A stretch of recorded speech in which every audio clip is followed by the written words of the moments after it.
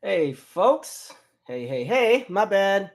Listen, we almost didn't have this live. This live was about to get pushed to Sunday because I'm tired, but we know what? We're gonna press through.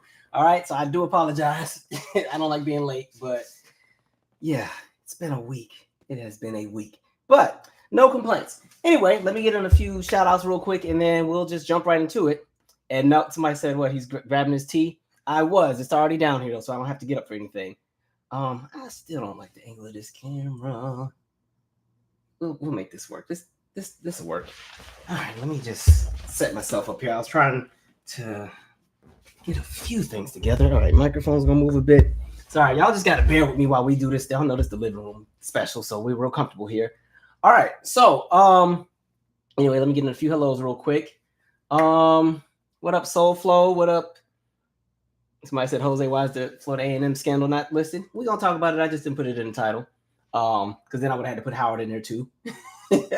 Right? What did Tyrese do now? Yeah, we get to him in a second. So I said, nope, took too long. I'm out. All right, whatever. All right, y'all. I apologize. Like I said, I don't like being late, but it's been a long week and it's only Thursday.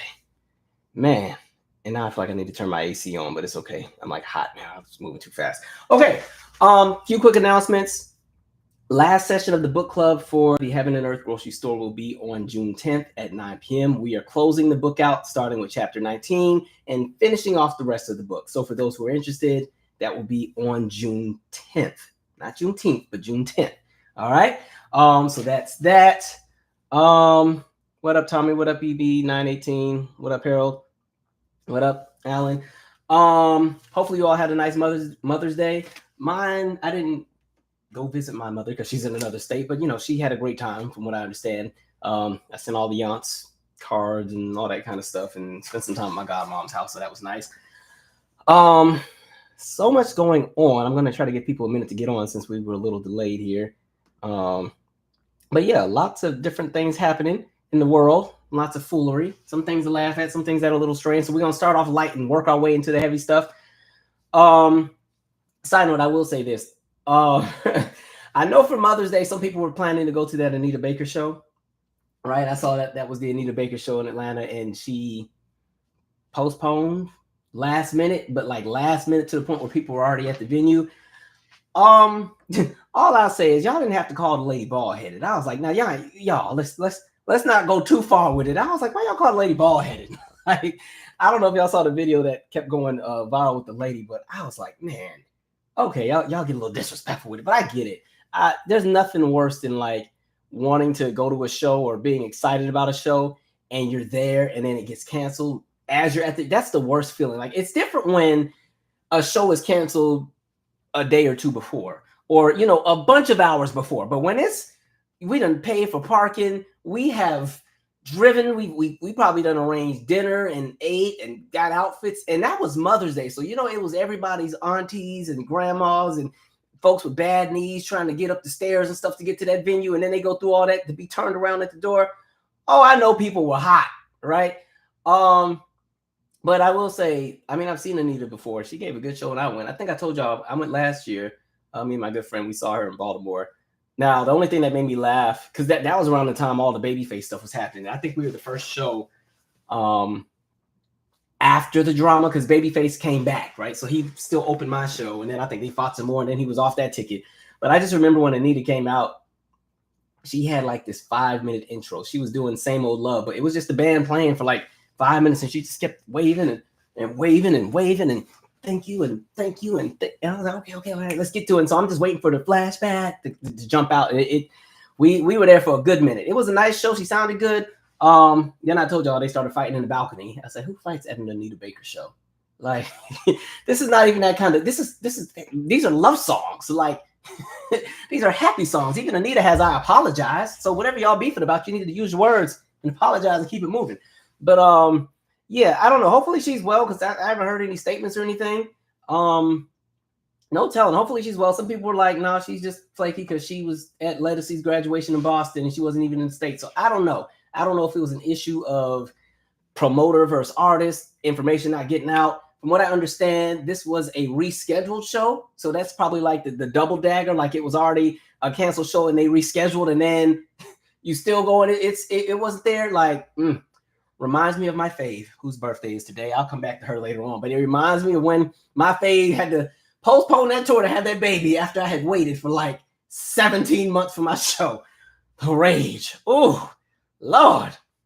River Brooks said, I was at the Baltimore show too. It was a mess. And my beef too. Now, I'll tell you, this is my beef with Anita. I don't think she goes to sound check, right? And then when the show starts, she's cussing out the band the entire show about the sound and stuff not being right.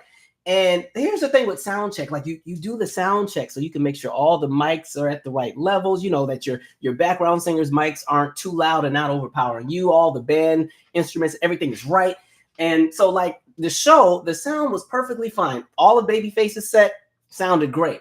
Her set initially sounded great. Then out of nowhere, she started talking about the sound was off and this is right and that's wrong. And I'm like, I don't hear what she's talking about. And as soon as she started fussing at the sound people to change stuff, that's when the sound started getting jacked up. Because understand, all that stuff is preset before the show. So once you start adjusting and playing with stuff, you messing up everything. So now we're getting that hissing sound with the mics.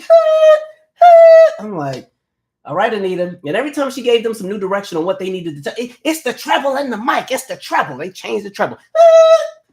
Anita, can you just sing the songs, ma'am? Sing the songs. They got it. They got it. They good. But, you know, we'll see what happens. Hopefully she's good. It's nothing bad. Because then, you know, if God forbid, if something worse and there's something we don't know about that we're going to find out about later, everybody's going to feel bad for calling her out all day. But yeah, that's that. It's crazy, too. I see it's like prom season. And I was talking to, I saw my kids today. For those who don't know, I used to work with children, not like my actual kids, because somebody's about to be like, deadbeat dad. But I went to visit my kids today. And it was funny because, you know, this is around the time they start doing prom. And you know what's crazy? I am convinced that you, especially for millennials, that's my group there, I feel like you will never find any of our prom pictures on the internet. Like, I feel like Gen Z, they got it right with prom and looks and how to look. And I feel like anybody else who had a prom before 2012 does not want their prom pictures out, right? I was thinking, because I was like, I mean, these kids really do it up now. Like, prom is like the Grammys for them. Like, they got send-offs. Somebody's blowing my phone up already. They have like send-offs and, you know, I mean, helicopters come. I'm like, what kind of prom are y'all having? Like helicopters coming down and red carpets. Folks got dancers and fog machines. I mean, prom is like a really big deal now. I was like, when I was in high school, prom was cool, but it wasn't, you know, it wasn't anything we did a whole lot for. So that, you know, these kids are spending like $2,000 and $3,000 sometimes for all the prom stuff. I might have spent $150 on a suit, and I went to 3 proms, like, and I wore the same suit to all 3. I just changed the shirt and the tie, right? I had this ivory suit, little Steve Harvey-ish. You know, it was the early 2000s. It is what it is, but I was killing it at the time. And yeah, I just changed the tie and the shirt for each prom. So I think one prom I had on the white ivory, and then I had red, and then another one I had black, and then one was, I think her dress was like a peach color. So I had like a peach tie or something like that. But man, what a time. But, you know, I mean, they really do it all up. Because, I mean, again, like, I think the biggest thing or the biggest flex for us in my era, you might have been able, if you had that stretch Hummer limo, that was the flex, right? And you get like 10 friends and all y'all going that. Now, I didn't do all that. We ain't had that kind of money. My parents weren't paying for it. We drove to prom right in my car, right in my Kia Spectra, and went on up the road. And it was funny because I think, like I said, I went to 3 proms, but my actual prom, the one I really wanted to go to, we only got to enjoy for like 40 minutes because my date, she had gotten her hair in like some kind of special braided do, but she didn't start it until the day of. So, you know, I'm sitting in somebody's living room, you know, she down there, the girl just braiding and twisting as fast as she can. I'm sitting there ready. It's been 7. We were supposed to leave at like 7. I don't know. Prom, I think, was from 8 to midnight or something. 7 o'clock, sitting ready to go, anxious. 8 o'clock rolls around. 9 o'clock, 9:25, 9:30, 10. You know, I'm getting attitude. I'm about to leave her. And then finally we get to prom. It was a good time for her. I mean, she looked really nice by the time it was all said and done. But oh man, that was a time there. I was hot. I mean, fortunately, I went to 2 other ones, so I got my prom time in. But it's nothing like prom with your folks versus going to some other school. Just all right. But I will say for these new kids, just make sure, don't let FAFSA see all that. You know, they don't want to give y'all no money for school to begin with, right? Let me pause and read a few comments before we get into the heavier topics, and yeah, we're gonna go from there. Oh wait, this tea is hot as heck. I'm not even gonna try to burn my mouth on camera. Let's go to the water instead. All right. Sorry, I'm just killing time. I'm a little tired, so let me see here. Oh, I forgot about Lovers and Friends. Thank you for who said that? Sam J, like Lovers and Friends. Listen, so I told y'all I'm trying to be financially responsible this summer because I saw everybody in 2023, right? And again, financing a movie and doing a bunch of other things, I really needed to cut back on how much leisure money I was spending, right? And so I told myself, for all of these great shows that are out, I can't go see everybody. I just can't. Ain't enough to go around. Plus, I like having good seats. I don't want to bump my head on the roof at the venue. I want to be right there in the show. Like I should almost be on the stage where if they need to call somebody up, I'm gonna be there, right? So I got tickets for a few shows. Like I got the Usher show. A good friend of mine, we got Missy tickets.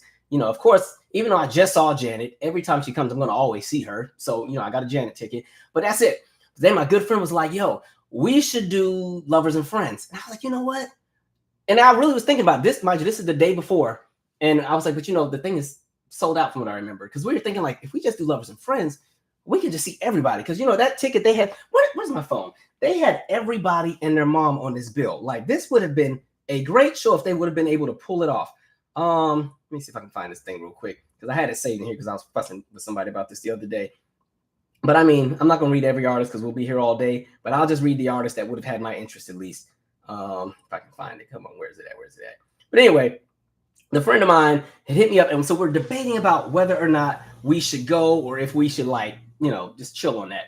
And so we decided, nah, we're not going to go because we were just about to like have one of those last minute spur of the moment, get a cheap plane ticket. You know, if it's Spirit, we'll just say our prayers on the plane and sit in them plastic seats. And then we get there and just have us a great time because that friend and I, we can always find our way into everything we want to get into every time. So, you know, we thought we were going to do that. And then, yeah, it didn't happen. Where is this dang picture? I just had it in my phone. Let me just look it up. But anyway, I'm so glad we decided not to go because I look up and they're like, oh, you know, it's canceled. I'm like, are y'all serious? Thing was canceled. And they were saying what, because of the wind or some kind of storm that was possibly there that was coming with that Vegas wind. So they were like, just cancel for safety reasons. Okay, here's the list. This would have been really great, but I think they messed up because this was only going to be on one day. And I think it was too many, right? Okay, this is the stage I know I probably wasn't going to be pressed to go to. Dang, why does this phone always want to change when I'm trying to explain something? Go back to what I had it on, please. Thank you very much. Please and thank you. That's not the one I wanted. Or that one. Here we go. All right. I'd have been hot if I went out there and this crap got canceled. All right, so you had the Poppin' stage, Jaquan, Plies. I can see Plies. 702, I'll see them. Black, yeah, they're cool. Nina Sky, Ying Yang Twins, that would have been fun. Too Short, okay. Lupe Fiasco, all right. Fabulous. All right. E40, yes. T.I., he get on my nerves, but he got some good music. Fat Joe, no. Jeezy, Rick Ross, yep. Method Man, Redman, I sit through that. Juvenile, Cameron, Twista, Paul Wall. That was one stage. Now, I wouldn't have been able to make it through all these. To be honest, I would have never left the Lover stage. I'll get to that stage in a second. The Bling stage. Paula Deanna, Jay Holiday, he got one song I like. Trina, we can do Trina. She's fun. A-Marie, I like. Tweak, yep. Mims, JoJo, sure. 112, if it ain't the original group, save it. Total, I'll take it. Magic Jordan, I do like their music. Tyrese gets on my nerves, so I'm going to let him go, even though I like his music. 98 Degrees, Black, sure. Craig David, I'll sit through. Akon, nope. Timbaland, great production. I don't care for him as a person. Something is off about him. Sean Paul, I'll take it. Eve, yes. Keisha Cole, yes. MIA, no. Lumidee, no. This is the Crunk stage. Lumidee, no. Iaz, I don't even know who that is. Lil Flip, only song I remember from him was Game Over, so I can hear that from the side, from a different stage. David Banner, next, I'll take Carrie Hilson. I'm indifferent. Drew Hill, sure. Lloyd, of course. Kelly Rowland, yeah, we rock with her. Pretty Ricky, sure. Jeremiah, T-Pain, sure. Tank, like his voice. I don't care for none of his songs, but I guess it depends. Robin Thicke, if it's pre-Blurred Lines, Robin Thicke, I'll sit through it. Jodeci, of course. Maya, yes. Monica, of course, even though she's on tour every day. Brandy, sure. Nas, one of my favorite rappers. Then there's the Friends stage. John B. He's cool. I'll take it. He got about 3 songs I like. Mario, excellent singer. SWV, yes. Ja Rule and Ashanti, I will enjoy that. Nelly, I'll enjoy that. Nelly Furtado, even though he's Janet's opening act, and I wish he had a different one, but whatever. Nelly Furtado, I did like, what was it, Loose, whatever that album was, it was cool. Gwen Stefani, I'll take it. Lil Wayne, sure. Backstreet Boys, yeah, I'm good on them. Alicia Keys, yeah, I'll sit through Alicia. Genuine, this is the lover stage. Genuine. Now, this is the stage I probably would have just never left. Genuine, I would have sat through Genuine. Escape, of course. Neo, great music. He kind of gets on my nerves, but I'll still sit through the show. TLC, one of my favorites from childhood. I'm sitting through them. Ludacris, of course, great show. Sierra, yes, you better do the Matrix in the back bin. Snoop Dogg, of course. Mary J. Blige, of course. Usher, of course. Janet Jackson, of course. There's no, you just never need to leave the left stage. But anyway, I would have had a great time at that show. But yeah, it got canceled, right? You know, and people have flown out, and that's a special kind of raid. So that sucked for them. I'd have been pissed if I had to deal with that. Anyway, I was supposed to be reading comments. I didn't went on my soapbox reading stuff. Man, let me see here. Somebody said, remember the parents of these proms are millennials. Us remember our proms. We always wanted more and more of us millennials to go above and beyond for their kids. Soft parenting. That's why Gen Z's. I don't think Gen Z's a mess. I just think they do things their own way. They said the same about millennials. But yeah, prom is very different. I wonder if they have fun though. I feel like they don't dance. I feel like they just pull the phones out and it's all vibes. I mean, when we was at prom, we was in there dancing hard. Like I was sweating through my clothes by the time the thing was over. Prom was like a performance for me. Man, let me see. Somebody said, oh, hell no, you should have left at 8. Well, it was the prom. I was going to still be a gentleman. I was just mad that she waited till the day of to do her hair. And then we had plans. Like I was student body president. So, all of the people who were in student government, they allowed us to get our pictures taken early. Like we could go to the venue hours way before. So the plan was everybody was going to go to the venue a few hours before, do our prom pictures, go out to eat, and then go back to prom and turn up. I went, and I thought she was going to meet me at the picture spot. She's like, oh, I'm still getting my hair done. Okay, like, done like, or done like, we still in the bowl washing. Like, what we doing here? So, yeah, I missed all the fun. It was still a good time when we got there, but, yeah. Somebody said, I'm in college right now. Do you have any tips on research? You're great with that.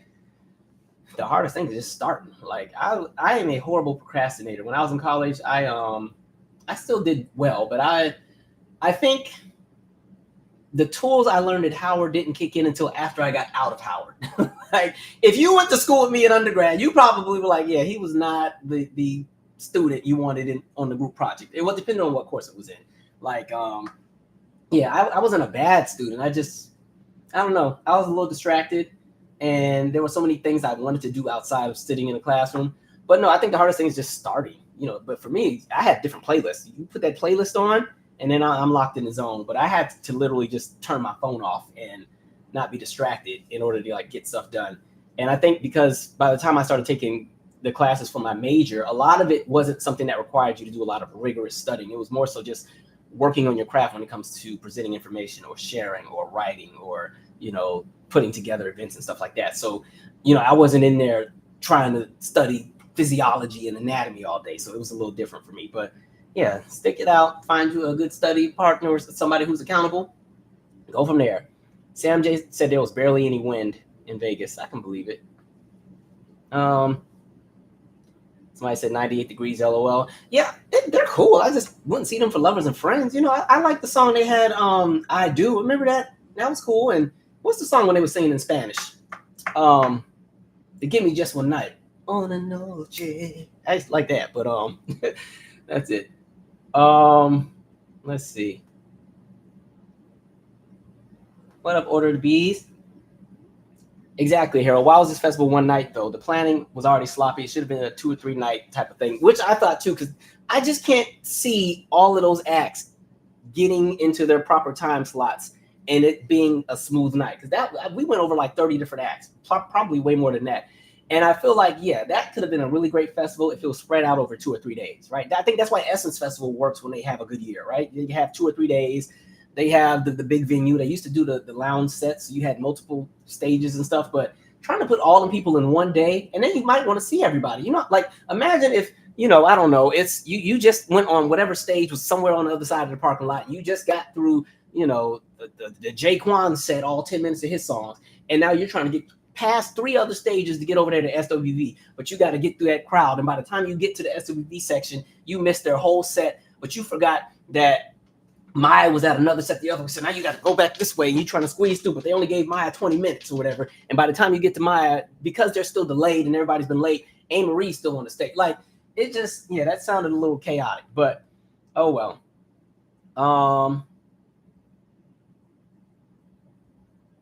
Let's see. Somebody said Essence Festival hasn't even released their full lineup.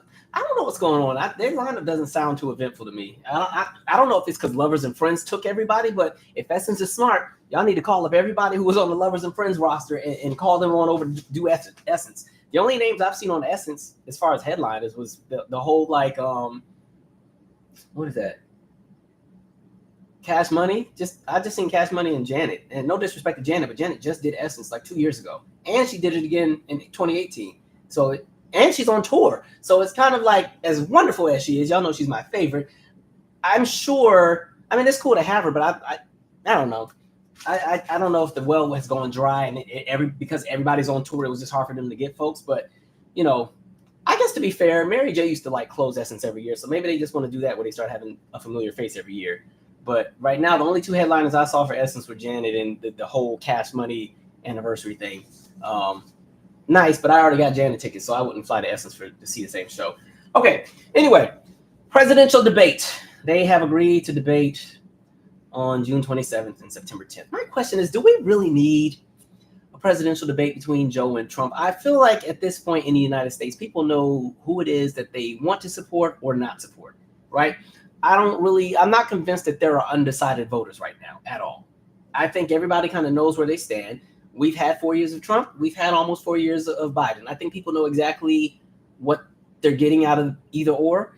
And so, when I tell you I'm not looking forward to this election, this is like when the men's choir sings on Sunday, for those who grew up in church. You know, when it was the men's choir Sunday, that's when you knew the music wasn't going to be hitting the same way. You know, it's going to be a little limited sometimes. Sometimes that's when the music is real dry. You ready to get up out of there, right? That's kind of what this feels like. I just feel like everybody knows what it is that they want or who they're behind or who they're not supporting, or, you know, there's not much that can be said. And then I think a debate in June is really early. Like, there's just too much stuff that can happen between June and November, all kind of things. So, I don't know. I will say, I think it is a smart idea that, like, from what I saw, the idea was no audience, right? Mics can be cut off when you run out of time. I'm like, I actually support that. That way we can actually specifically just hear what it is that they're claiming to offer. And it's not going to be infiltrated by, you know, cheer squads from whichever candidate brought their whole side in there to kind of drown out the other person. Because I will say, like, presidential debates have definitely become a bit more entertaining than they were way back when. But it's because our politics has become so tribal, right? There's this very us against them kind of energy in the United States right now when it comes to politics. But it's interesting when you go back and you listen to, especially the debates before they were on television. Hold on, I'm going to skip this ad. Before the debates were on television, like pre-Kennedy Nixon, right? When they used to be on the radio. If you've ever listened to those are some of the most stoic debates, because it's only policy. It's like, well, I believe that for the country, the best possible solution to achieving the education goals of our country is to put more money into the schools. Like, then that would be the debate versus the stuff we've seen the last few years, right? Yeah, out here throwing jabs. And, you know, what was that year when Orange Man told Hillary he was going to, and when I get in, I'm going to hire a special prosecutor to lock you up. What kind of debate am I watching? What's going on? And then remember, Hillary kept talking, and Orange Man would be like, wrong, jail. It's like, God, where do we live? What is this? What is this place? Lord, I'm not looking forward to November at all. But I will say with politics, I'm not going to get heavy into it tonight, but I just hope that people are looking at the long-term picture. I think we're in this space where so many people are living in the moment, and because the moment is chaos and a mess, I think people are responding to the moment, and I'm like, I need us to look at the bigger picture because this is way beyond 2024. So please remember that. Y'all lucky I'm not in politics. I've never had a, inkling to want to be in politics, but will tell you, I would love to debate. If I ever ran for office, it would only be because I wanted to debate on the stage. I wouldn't even want to win. I would just want to drag everybody, cuss everybody out I got smoked for on the stage. Like, man, if there was ever like an election and I was running and it's like me on the stage, Jim Jordan, Lindsey Graham, Byron Donalds, Marco Rubio, Ted Cruz, I would have a field, man. I would have a field day with them.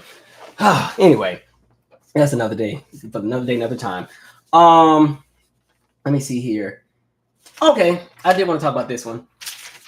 Let's see here. Okay, so I've seen this clip. This is the clip with the teacher who, I don't know if he's been fired or reassigned, but this is the clip of, the teacher who had the students unbraiding the hair. And it's been like a debate on social media all week. I wasn't talking about it, but then people kept asking, and I was like, I guess they would want to hear my insight. I did work with kids at one point.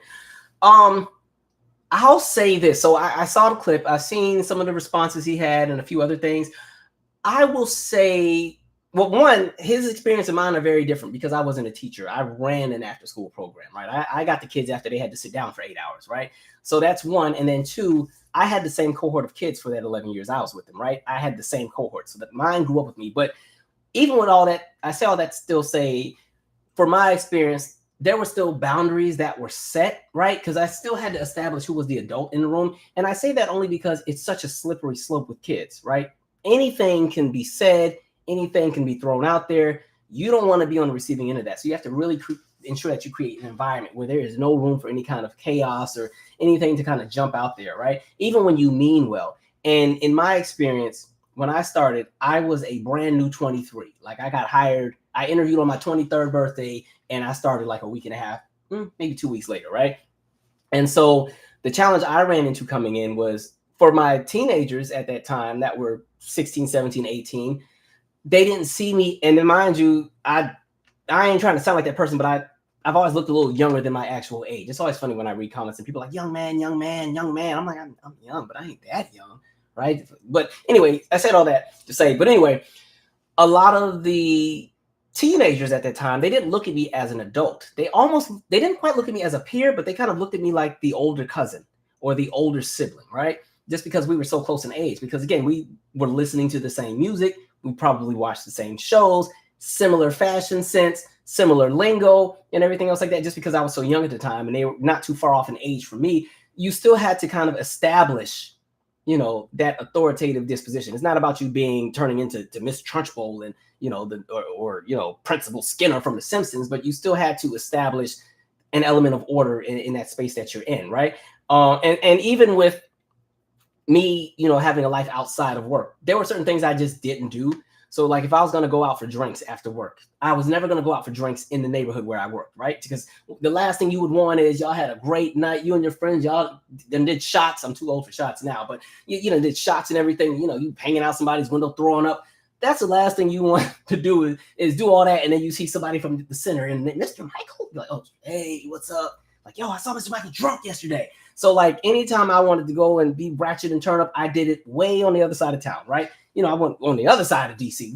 We weren't by the center. So it's just about like setting up, I always say, expectations and outcomes. You have to kind of have that there. There has to be an element of precedence, because in reality, sometimes you're going to have to be that adult that makes the unpopular decision, right? However, if your kids or your teenagers have that respect for you in that position, when you have to make that unpopular decision that they may not like, they understand that it's coming from a good place. But if you've only been their friend, right? And this is not towards that teacher. I don't know his full backstory, but this is just in general. If you have only been their friend this whole time, or you've only been the cool, the fun teacher, or like, what's the movie Mean Girls? I'm the cool mom, right? Like if that's been you the entire time, then what ends up happening is when you have to put your foot down, or when something does happen that's out of pocket and you have to regulate, they don't respond well to it. Now, this is when you get to situations where you got teenagers ready to fight the adults, right?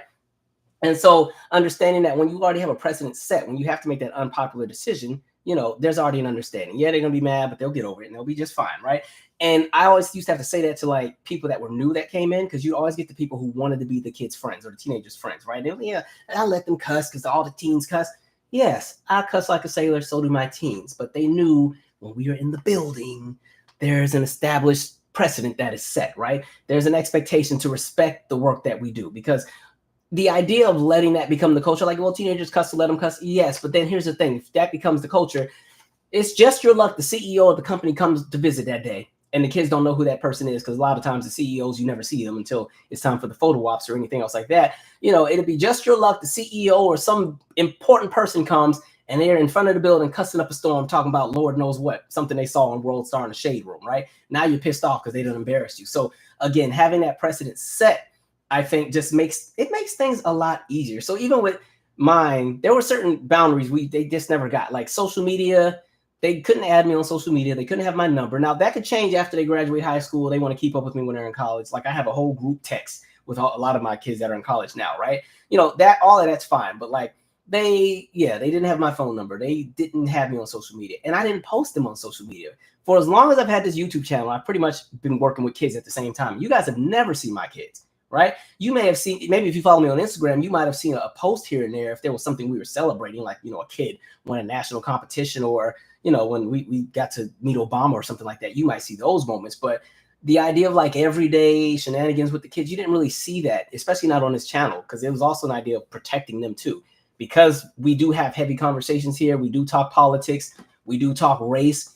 This channel pisses off a lot of folks. It's a lot of crazy folks. I get all kind of crazy emails of how people want to come in. If I see you on the street, I'm going to strip you by every strand of that nappy hair on your head, or whatever else they say. And they're going to lynch me and gut me and slit my throat, and they're going to cut my mom into pieces. You get all kind of messages. So that kind of stuff, you don't want the kids to be exposed to those kind of folks. So I was very protective in that space, right? But again, I think it just goes back to that idea of precedent. And this is not me judging him. I'm just saying in general from my experience, right? Because again, the thing is, once you kind of had that idea of expectations and outcomes kind of set, and that precedent is our word for tonight. I just want y'all to know, I'm gonna say it a whole lot just so you know, right? It helps to establish like your own status quo within your own environment that you created. So like my teens are always new. Even if they got drama at school, do not bring it to the center. Don't bring it to the center. So I never had to really pull apart too many teenagers from trying to kill each other after maybe the first year, right? If there was some drama in the neighborhood, they knew not to bring it to the center.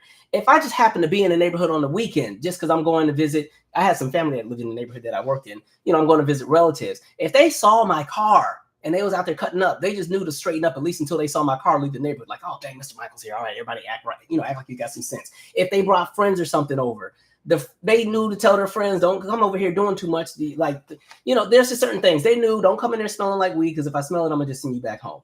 No judgment on weed, but again, respect the establishment. You know, who knows? We might have a moment where, I don't know, Morgan Freeman decides to come visit. The last thing I need is for Morgan Freeman to come in and see the work, and the first thing he does is get a whiff, right? All that kind of stuff. So it's just about kind of understanding where you stand. And like I said, our experience is different because I was in an after school realm. So I'm not teaching all day.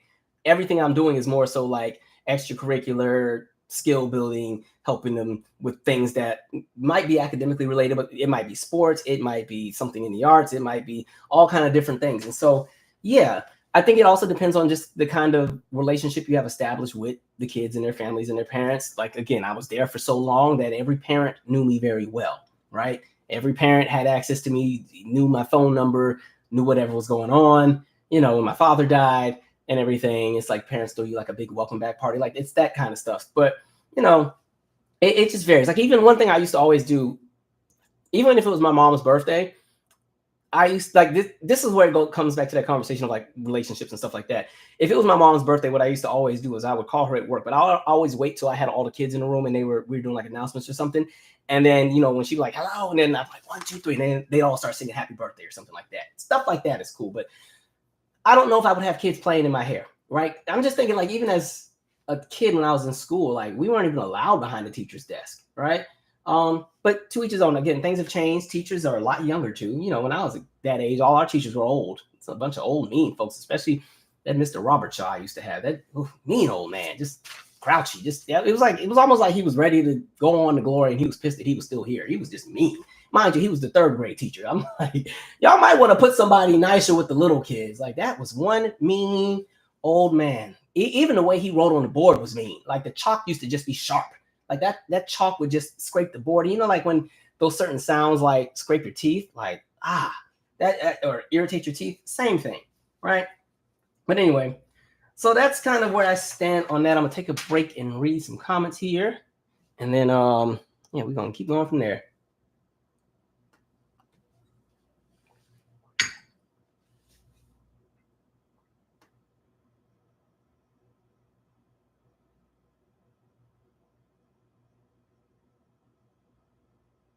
Oh, I forgot about that song, Alan. Thank God I found you.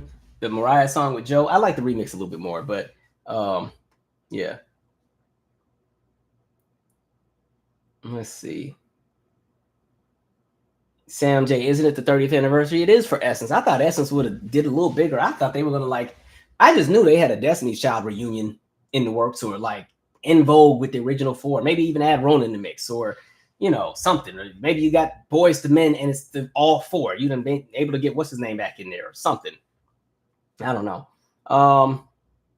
Somebody said the debate is gonna be a joke. They have no audience, and then if someone speaks over their time, they might go off to the affiliates ABC and CNN. Yeah, I think the idea of no audience actually, and I only say that because it's already gonna.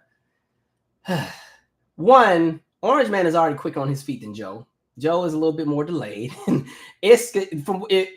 Let Orange Man in there with his audience and his crew. Joe is gonna have to fight for his life to keep up because Joe Lord, that's gonna be a mess. And I feel like you wouldn't hear a lot of policy. It's gonna be ego and just throwing daggers. Either stick to policy, because both of them got stuff to answer for. So yeah.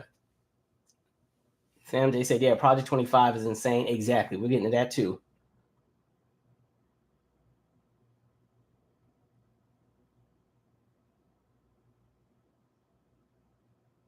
So, speaking of, somebody said, Lauren said, yeah, it's frustrating because it seems like a lot of folks don't even know what Project 2025 is. Like, people aren't doing the research. And the weirdest thing about that is that the information has been there. Maybe, I think there's been other people who specifically have content that talk about it. You'd have to go and look on TikTok before it disappears. Maybe we'll have a video where we literally just go through it all. Cause there's so much in it, right? Maybe a few lives ago, I kind of brushed over it a bit. Maybe we'll do a video where we really just kind of dive in and go in. But a lot of it goes back to what I've been saying and what we've been talking about for years when we talk about that idea of cementing. So like I said, the theme for tonight is precedent. It is all about cementing and setting the precedent that they want to have. We'll get to that a little bit later. Let me see.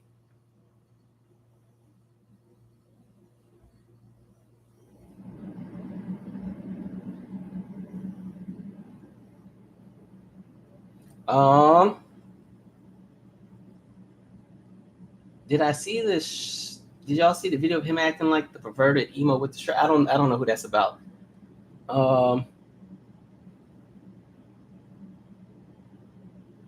Yes, boundaries are crucial. Like, yeah, it's not even about trying to be, because if you like, I was the fun staff member. Like, I was the one, because I'm silly. I'm a big kid anyway, to be honest. I was the fun one, but there were still limitations. So the kids knew how much fun we could have before it was like, wait a minute, hold on, you're doing too much. So like, if we did a field trip and it's laser tag, I'm playing too, right? Right? If we were doing dodgeball or something, I'm playing too. That's the one time I can hit the kids. Look, I can say that now. I don't work there no more. Dodgeball, whack, laying them kids out, right? You didn't want to do homework, whack, like getting all them out. And then they got bigger than me. It became more athletic, so it was the other way around. It was like I was like not good anymore. But yeah, like I still knew how to do the fun stuff, but when it was time to be serious, it was time to be serious, right? And the good thing about that is when you have that expectation, because expectation works two ways. You have an expectation of them with how they're going to do things and what you expected them based on how they've been brought up. And then they have one of you that you're always going to, be the voice of reason in moments of chaos, right? I don't know if I told the story before, and then I need to get back to my topics because I'm segueing too much. It will eventually be in the podcast, but there was a year we were coming on, I don't know if I told this already, but if I did, I'm sorry. We were on a field trip, right? I took the kids to Funland all the way in Fredericksburg, Virginia. It's like an hour on the bus, right? Now, we're driving. Now, mind you, maybe a few weeks before, we were driving, and I just remember I was driving, and the bus just started I'm like, what in the heck? What's going on? And so fortunately, we were just getting off the freeway, and we were pulling up, and when we pulled into this parking lot, the entire back tire had shredded, like the tire was gone. I was like, oh God, okay, right? So then the bus went to shop, replaced the tires, few weeks later, now we're going to this place called Funland. We've had a great time at Funland. You know, the kids have played and games and rides and snacks and sodas and chips and pizza and stuff. And we're on the way back home, right? And I remember I was in a far left lane, like the lane where there's the median right there. And we're still like 40 minutes away from getting back to like DC metro area. And so something tells me, get in the far right lane and do it now. And I'm like, I don't want to really be on that lane because that's all the slow people. But I guess my intuition is telling me to get over. As soon as we get in that far right lane, out of nowhere, another back tire on this bus pretty much explode. The tire just right. And so it just makes the entire bus swerve to the left. Now, if we would have still been in that left lane, we would have hit the median going at like 60, 70 miles an hour. That would have not ended well, right? Fortunately, because we were in the far, far right lane, when we swerved, it put us 2 lanes over, but nobody was there, so we didn't hit anybody. And now I'm trying to like control a bus with a back tire missing, and it can't be controlled. Now, this is where the conversation of expectations comes in. The kids have never seen me panic, right? They know in the most chaotic moments, even again in the podcast, there was a time where a family came to fight, and the only person saving one kid from getting beat up by a bunch of adults was me, and I'm not even a fighter. So even in that moment where it was like, okay, if this doesn't go well, I'm about to be stumped out by like 7 adults, you know, they know me to be here in moments of chaos. And so all of the kids are like freaking out because they think they're about to die in this bus. And then here's me, and don't worry, y'all, I got it, we're good. And mind you, on the inside, I'm like, I'm thinking, oh my God, because I've never been like in a wreck or nothing, but I was able to get that bus over and pull to the soft shoulder and then look, and the whole tire's missing. I was like, oh God, I don't know what's going on with these buses. Y'all trying to kill me or something. But that conversation of expectation, as soon as I told the kids we're good, and mind you, we were not good at the time, all of them stopped screaming and they just sat real quiet and trusted that I could get us, you know, fine, right? Now, I think when I got home, I was like, oh my God, what was that, right? Then I think I cussed out everybody in the company, like, what kind of tires are y'all buying on these things? But yeah, the conversation of expectation, it works both ways. So just for me, with youth, there has to be that bar that's set. We can have fun, we can do all that, but we cannot be their friends because they already have their own friends, right? And again, that's me. That's not me judging him, but that's just where I stand on all that. All right. Anyway, read a few more comments and we're gonna keep it moving.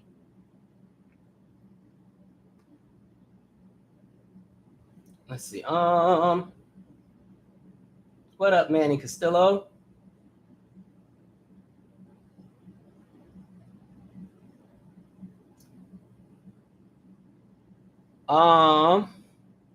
Somebody said, what made me decide I wanted to teach? Oh, well, when I finished undergrad, I finished undergrad at the peak of the recession. There were just no jobs, right? And I ended up moving back home with my family. And then because I had already volunteered, I used to work at, there was Kingman Boys and Girls Club in Northwest DC that I used to volunteer at. So because I used to volunteer there, I was like, oh, maybe I should work with kids or do like a job in like a community center. And so, you know, I looked up an organization and found, you know, that they needed a person to run one of their centers, and boom, it all came together. So that's how I ended up there. I didn't plan to be there for so long. I thought it was going to be like a 1-year thing and I would go into something else, but I ended up liking it so much I never left. Let's see.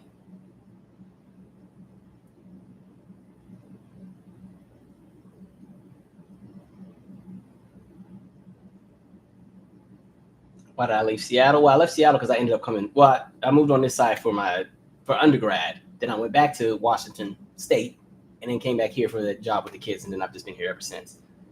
Let me see here.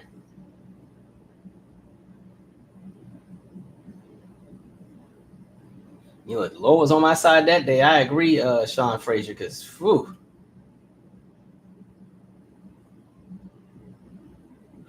Oh, yes, Reba and Buckner, great comment. Did anyone see the 2 young ladies from the St. Mary's Academy in New Orleans who proved the Pythagorean theorem that had not been solved in 200 years? I saw that. Isn't that awesome? That's really dope. That's good for them, right? It's give people opportunity. This is why I have a lot of beef with some of these people that are in positions of power that keep trying to strip away everything, talking about merit. And I'm like, you're not even giving people an opportunity to show what they can do, right?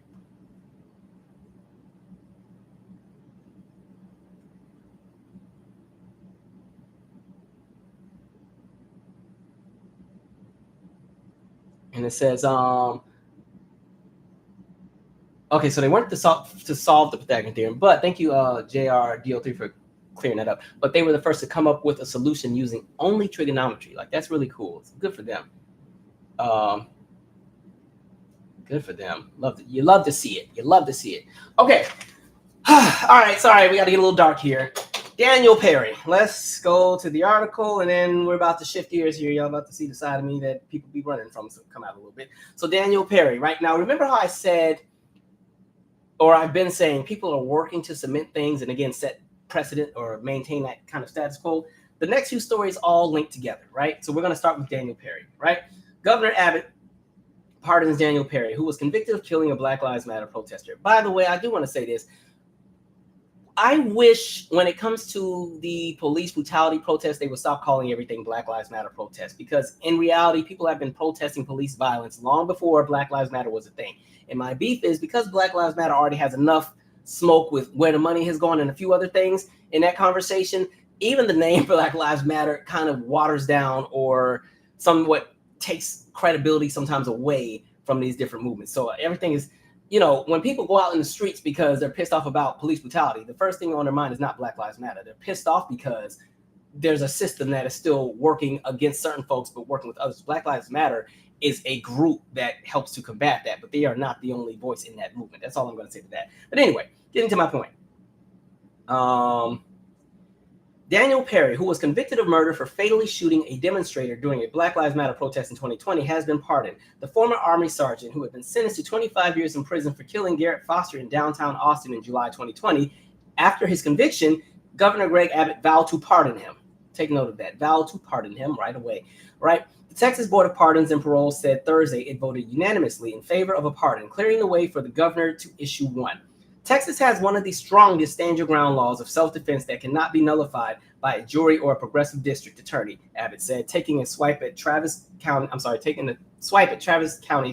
District Attorney Jose Garza, who prosecuted the case. I thank the board for its thorough investigation, and I approve of their pardon recommendation. Let me go. I'm going to read two articles. There's a second piece on here. All right. Perry was driving for Uber when he encountered a crowd of Black Lives Matter protesters. Foster, an Air Force veteran who was armed with an assault rifle, approached Perry's vehicle with the two, and the two got in an altercation. Perry then shot Foster multiple times. Both men were legally carrying their weapons. Perry was released from prison Thursday. His attorney, Doug O'Connell, said he was thrilled and elated to be free. Daniel is also optimistic for his future. He wishes that the tragic event never happened and wishes he never had to defend himself against Mr. Foster's unlawful actions. O'Connell said in a statement at the time, Daniel recognizes that Foster's family is grieving. Whitney Mitchell, Foster's longtime girlfriend, said she was heartbroken by this lawlessness. With this pardon, the governor has desecrated the life of a murdered Texan and U.S. Air Force veteran and impugned that jury's just verdict, he said, or she said. He just declared that Texans who hold political views that are different from his and different from those in power can be killed in a state with impunity. D.A. Garza also condemned the decision to pardon Perry, saying the board and Abbott made a mockery of our legal system. Their actions are contrary to the law and demonstrate that there are two classes of people in this state where some lives matter and some lives do not. Garza said in his statement, they have sent a message to Garrett Foster's family, to his partner, and to our community that his life does not matter. During the trial, Garza's office highlighted Perry's persistent use of racist language in condemnation of Black Lives Matter in the lead up to the shooting. Not only did Perry use racist slurs, he also told a friend he might have to kill a few people on my way to work, adding that they are riding outside my apartment complex. In Texas, felons are prohibited from owning a firearm. With the governor's pardon, Perry is legally allowed to possess a gun again. All right. And the thing that I would like to highlight, so before I go any further, there's one other thing I would like to read. I would like to read a text message thread that Daniel Perry was a part of shortly before he got in his car and somehow came under attack, right? This is Daniel Perry. I might have to kill a few people on my way to work. They are riding outside my apartment complex. Justin Smith. Can you legally do so? Daniel Perry. If they attack me and try to pull me out of my car, then yes, Daniel Perry. If I just do it because I'm driving by them, no. Justin Smith. Yeah, right. LOL. Justin Smith. Make sure to use only I shot on the protesters, so if they try to flood you, you got enough rounds for them all. Daniel Perry. I will only let me turn so I can see. I'm blind as bad. Okay. I will only shoot the ones in front and push the pedal to the metal. Justin Smith. You got that much control over your bloodlust? Justin Smith. LOL, boy, you have matured. all of you would beat the F out of them and rape a few. Jesus, all right. Daniel Perry, look, I probably barely have any ammo left over with this tactic. I have to conserve my let me read that clearly. Look, I would probably barely have ammo left over with this tactic. I have to conserve my ammo for the trip back home. Daniel Perry again. No protesters go near my car. Justin Smith. Can you catch me a Negro daddy? I don't even know what that's about. Daniel Perry. That is what I'm hoping. Justin Smith. Yay. And y'all are going to sit here and tell me that Daniel Perry was just driving to work and out of nowhere he was approached and attacked and feared for his life and he had to do what had to be done, so he shot somebody 4 times. Like, the thing is, you constantly see this pattern of people who specifically go out of their way to stir the pot and bring as much chaos to an environment as possible. And then when they feel that they have no choice but to use, violence or deadly violence, then they utilize it. When in reality, half the time, that's still not even the last option they have, right? So you continue to see that. So when it comes to all of this, I'm not shocked because we've seen a pattern. That's how George Zimmerman was able to do what he did. Nothing more awkward than listening to those 911 calls and listening to him constantly say, did I say he was black? Yeah, he's African-American. Yeah, he's black. The jerks always get away. He's black. Did I tell you he was black? Yeah, I told you he was black, right? Yeah, okay. Did I tell you he was black? I did? Okay, right. Did I tell you he was black? I'm just like, what the what is this, right? You have that. Kyle Rittenhouse went to a whole nother state and with the weapons ready, right? So they do this thing where they show up and they're hoping somebody says something to them. Like, you see it all the time. Even with people who, and I've said in like American politics, it's weird because people have transitioned from being supporters of a politician to not only are they a supporter, but they become a fan, and that politician's belief almost becomes like their own religion. So sometimes, like, DC is a very kind of left Democratic based city. There's not really a lot. There's Republicans here, but you wouldn't see MAGA in the street like roaming, minus the tour spots. You'll see them with the MAGA hats by the monuments and stuff like that. But every now and then you'll see somebody with like the full out Trump t-shirt, hat, backpack, and they'll like stand in a spot and they're hoping somebody says something to them. Meanwhile, the rest of us are like, oh, okay, you're going about your merry way, but they're like hoping somebody says something to them because they just want a reason to like get into something. It's become a very, very weird space. And folks have been doing that in regard to the lines of like racial violence and everything else like that. And we already know when it comes to anti-police brutality protests, that's one of the prime targets because there's this assumption that every single person who has an issue with the police killing people unarmed, they must be bad people. So we're going to go out there and hope one of those bad people do something so I can have a reason to be one of the good guys and kill one of them. Like, it's literally the mindset that people have. So we continue to see this constant space of people who are going out of their way to be agitators. And now we're seeing it be backed through policy, backed through people in power. So now you have the governor who sees this case, and the first thing he's like, well, I want this man to be pardoned. Like, interesting. And my question is, well, if the tables were turned, right? If this wasn't an anti-police brutality protest, let's say this was, I don't know, the tables were turned, right? Let's say it was a Black Lives Matter person in the car, and somehow he drove around the, I don't know, Blood and Soil Charlottesville crew, right? And then the same thing happened. Would Abbott have broken his neck to pardon that person driving the car? Most likely not. He probably would have pushed for the death penalty, to be honest. That person would have been in a chair, right? Not even lethal injection. That's too nice. You're gonna get shocked. You need to feel it, right? That's how they would have moved. But like, understand that all of this serves as gateways to bigger decisions that are being made. So when I talk about that idea of cementing, that idea of locking things in and making things precedent, that's what we're talking about here. And so for Abbott to go out of his way to pardon somebody who pretty much, because you hear the intent and you read the intent in the text messages. This is one of the main reasons why he was convicted initially and sentenced to 28 years or whatever, because the intent was there. Right? The intent was there that they specifically went out there looking for trouble, hoping somebody would do something, right? This was not a situation where they were just driving and then they were attacked and I had to fight for my life. No, they went out there on purpose looking for something to start, right? And so it goes back to just, again, seeing things set in precedent because we're now seeing the shifts. Look at what's happening with Florida, right? Think back to 2021 when the anti-rioting protesting bill kicked in. Understand the logistics of that bill. Now allow for drivers to run over protesters if they feel afraid. So if somebody's blocking the street, because, you know, sometimes these protesters, whatever it is, if it's climate change, if it's women's reproductive rights, whatever it is, you know, they will love to go and block the street or block a bridge, whatever. Now that law is stating that if somebody is blocking the street and you're driving and you feel threatened, you have legal precedence to run them over if you fear for your life. And the challenge with that is there's no way to measure the threshold of when somebody fears for their life, because you're at the mercy of how they feel. And a lot of times people can exaggerate where they stand on things, or, you know, they can have an intent to want to go out there and kill, but then say, oh, I was so afraid, I was so scared.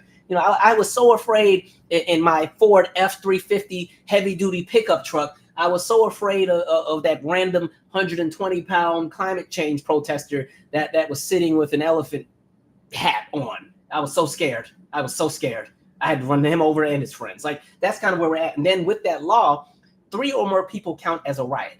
3 or more. So we're not talking 10,000 people in the street. We're talking a group of friends felt some kind of way after they left the bar and they want to protest now. You can run them over. Like, that's some wild things. That's just wild. So that idea of feeling threatened, we see how that just moves. Like, that, to me, that's crazy. So I'm going to pause for, actually, no, I'm going to keep going because I'm going to just get everything out that I need to get out and then we'll pause. And so I want to keep going because when we talk about this conversation of like setting precedents, now this to me is a very stupid case. And this, again, is that conversation about, again, maintaining a status quo, cementing things little by little, and again, restructuring how everything works, right? All in the favor of upholding anti-blackness, white supremacy, right? So this case, I don't know if any of you guys have seen it. This says, driver won't obey judge's order to apologize for his command to a police officer. This is actually from today, the article. An Alabama man ticketed for speeding acknowledges telling the police officer standing in front of his car to get your A out of the way, but he is refusing to obey a judge's order to write an apology letter. An Alabama man ticketed for speeding. Oh, okay, that's the same paragraph, whatever. Judge Nichols Bull of the Ozark Municipal Court in Alabama said in his order that Reginald Burks faces a sentence of 10 to 30 days in jail if he refuses to apologize.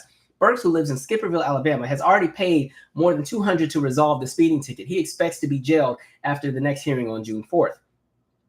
Burks said a police officer pulled him over on December 13th when he was driving his 2 children to school. The police officer told Burks he had exceeded the speed limit. When Burks asked how fast was he going, the officer said he wasn't sure because his radar gun was broken. He instead used his cruise control to estimate Burks' speed.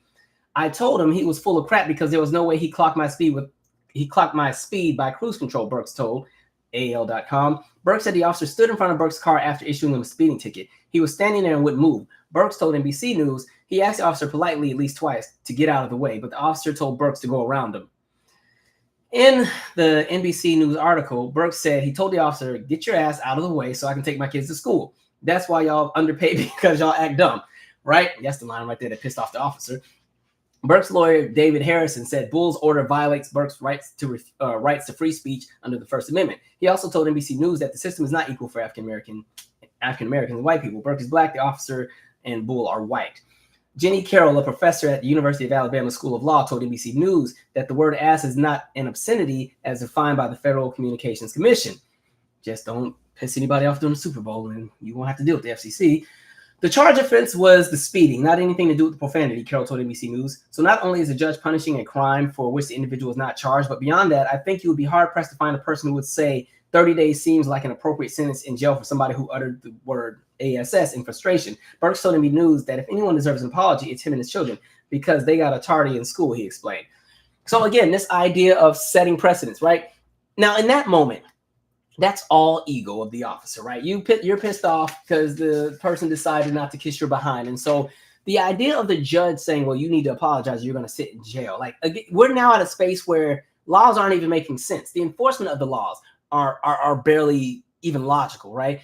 And you've started to see that. I'll never forget, this was either Florida or West Virginia.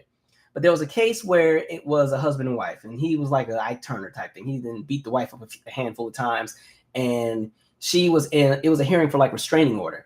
And so rather than the judge, and the judge is like this old white man. So rather than the judge like saying, okay, yeah, we're going to grant this restraining order, stay away from her, it turns into, he orders the man, you're going to take her to dinner, you're going to apologize, you're going to treat her to a beautiful night out.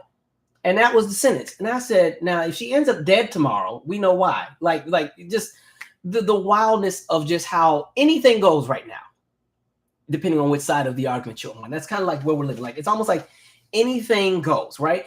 It kind of even goes back to I hate that we have to keep going to these dark stories, but it goes right to the Roger Fortson, which I'm about to jump into.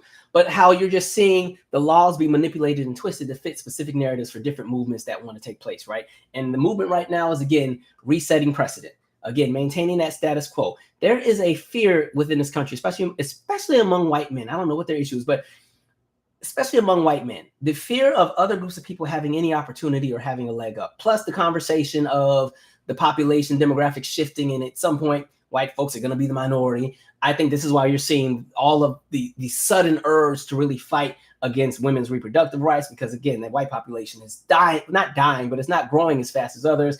And it's like they got to do something to combat it all. So you're just seeing everything under the sun be thrown at the wall. This is where the anti-DEI stuff or the anti-CRT and all this stuff that's under attack at the moment, right? All in the name of protecting the idea and the concept of what you call whiteness through American exceptionalism. Like, that's what all of this is kind of centered in. I'm going to go ahead and jump to this next article. And once I have this conversation, then we will go. I got like 2 more things to add. Then I'll go back to the comments. All right. So then we get to Roger Fortson, which to me, this was a really sad case as well, because to me, I see the hypocrisy, especially when people love to talk about how patriotic they are and how much they love and support the troops. That's only when it's, you know who, when it's one of us, it doesn't matter. Right. Here we go. U.S. airman killed by Florida deputy. New details revealed by family attorney. Atlanta, Georgia. New details were shared Thursday surrounding the shooting death of an Atlanta airman by a Florida deputy earlier in May. Civil rights and personal injury attorney Ben Crump and the family spokes at the New Birth Missionary Baptist Church, where 23, that is so young, 23-year-old U.S. airman Roger Fortson will be buried on Friday. Crump highlighted 2 points of contention that he believes counter the sheriff's office's narrative of a disturbance at Fortson's apartment. The family has persistently argued that the deputy who shot Fortson was responding to the wrong apartment. Lawyers first pointed to the audio of the body camera video that was released just last week, arguing that the woman who called the deputy and pointed him toward Fortson's apartment didn't know where the alleged disturbance was happening, didn't know where the alleged disturbance was coming from to begin with, initially responding with, I'm not sure. When asked where the shooting or the shouting was coming from, in the tape, she doesn't offer a clear answer until being asked several more questions. Crump also played radio recordings between the law enforcement stating that there was no information about the disturbance call other than it was a male and a female.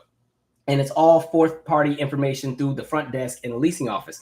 Crump and the family also pointed to the presence of an alleged female as part of the disturbance, noting that Fortson was the only person at home during the incident.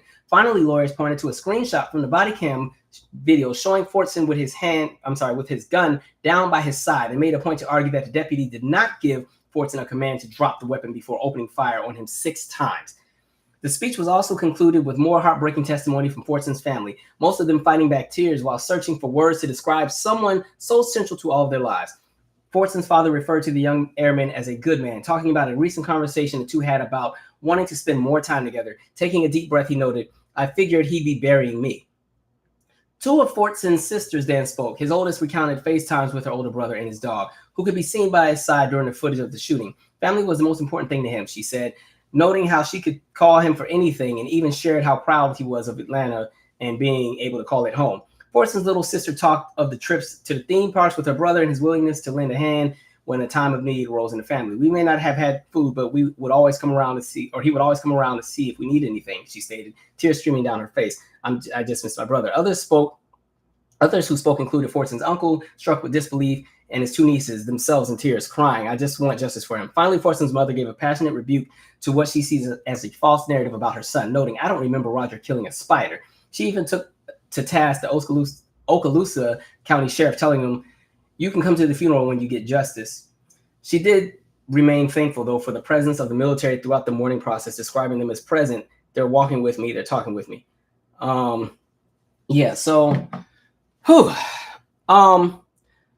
The saddest part and all that, I don't know if you guys have seen the footage of, the casket and everything, but like we keep seeing a pattern, especially when it comes to Black veterans. We've done a few videos.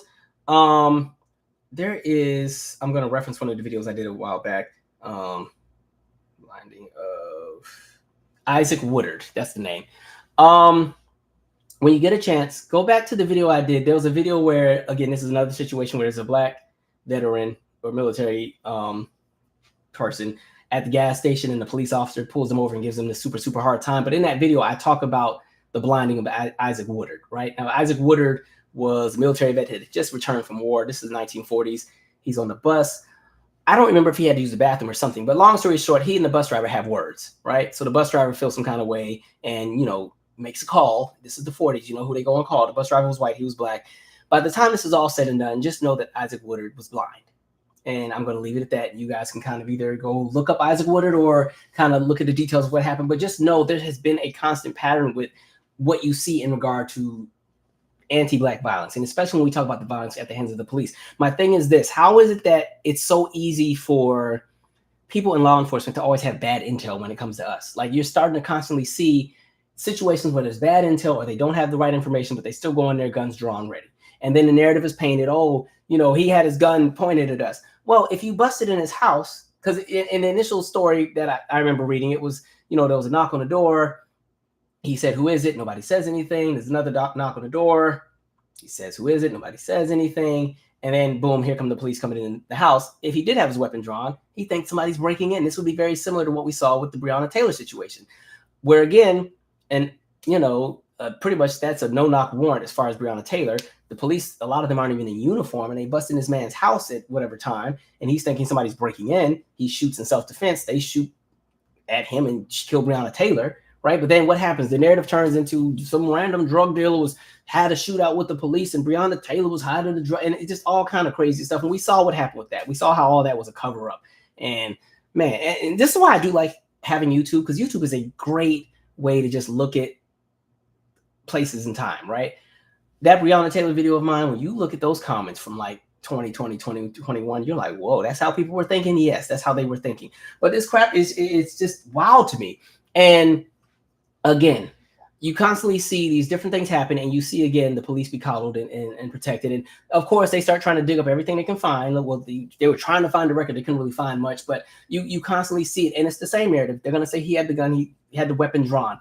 I don't know why there's this obsession with thinking that when the police come into some space, we automatically turn into villains from an episode of Law and Order SVU meets New York Undercover. And out of nowhere, we've turned into Nino Brown in 2 seconds. And now we got all kind of weapons, and we're ready to spray every police officer that comes through the doors. Like, it's almost like they paint this movie narrative of the interactions with folks, right? To try to justify why they've done what they've done.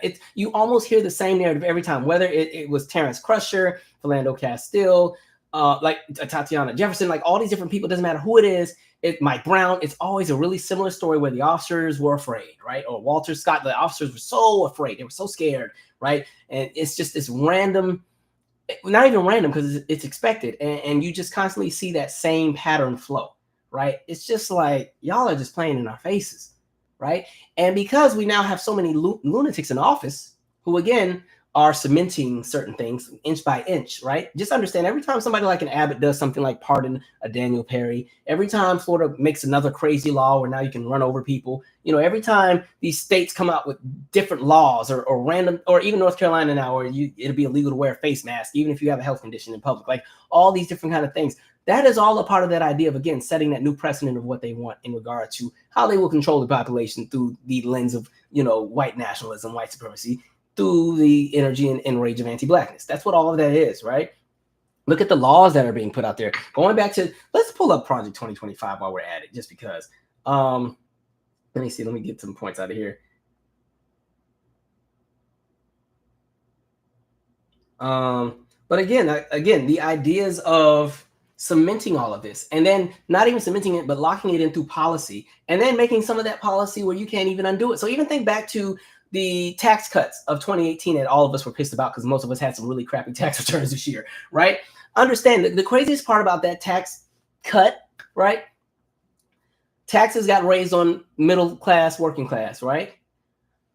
Super wealthy got a tax cut. What was the one piece in that legislation that was made to be permanent that they wouldn't have to renew unless an act of Congress kicks in? The one piece of that policy that doesn't have to be re-voted on or reenacted, it's locked in unless somebody goes to undo it, is the portion where the super wealthy get their tax cut. But everybody else, our taxes kept going up every year. That's why taxes have been, steadily going up since 2018. Like, understand, they do all kind of crazy things. Let's see here. Let me get a good one. All right, I'm going to read a few of them. Now, mind you, Project 25 is a huge document, but we're just going to go through some of them. God, where's my, silly me. All right, I'm in the now that I need these things. All right, Project 2025, criminalize abortion, restrict reproductive rights, allow government to impose religious doctrine, which we're seeing that as well, right?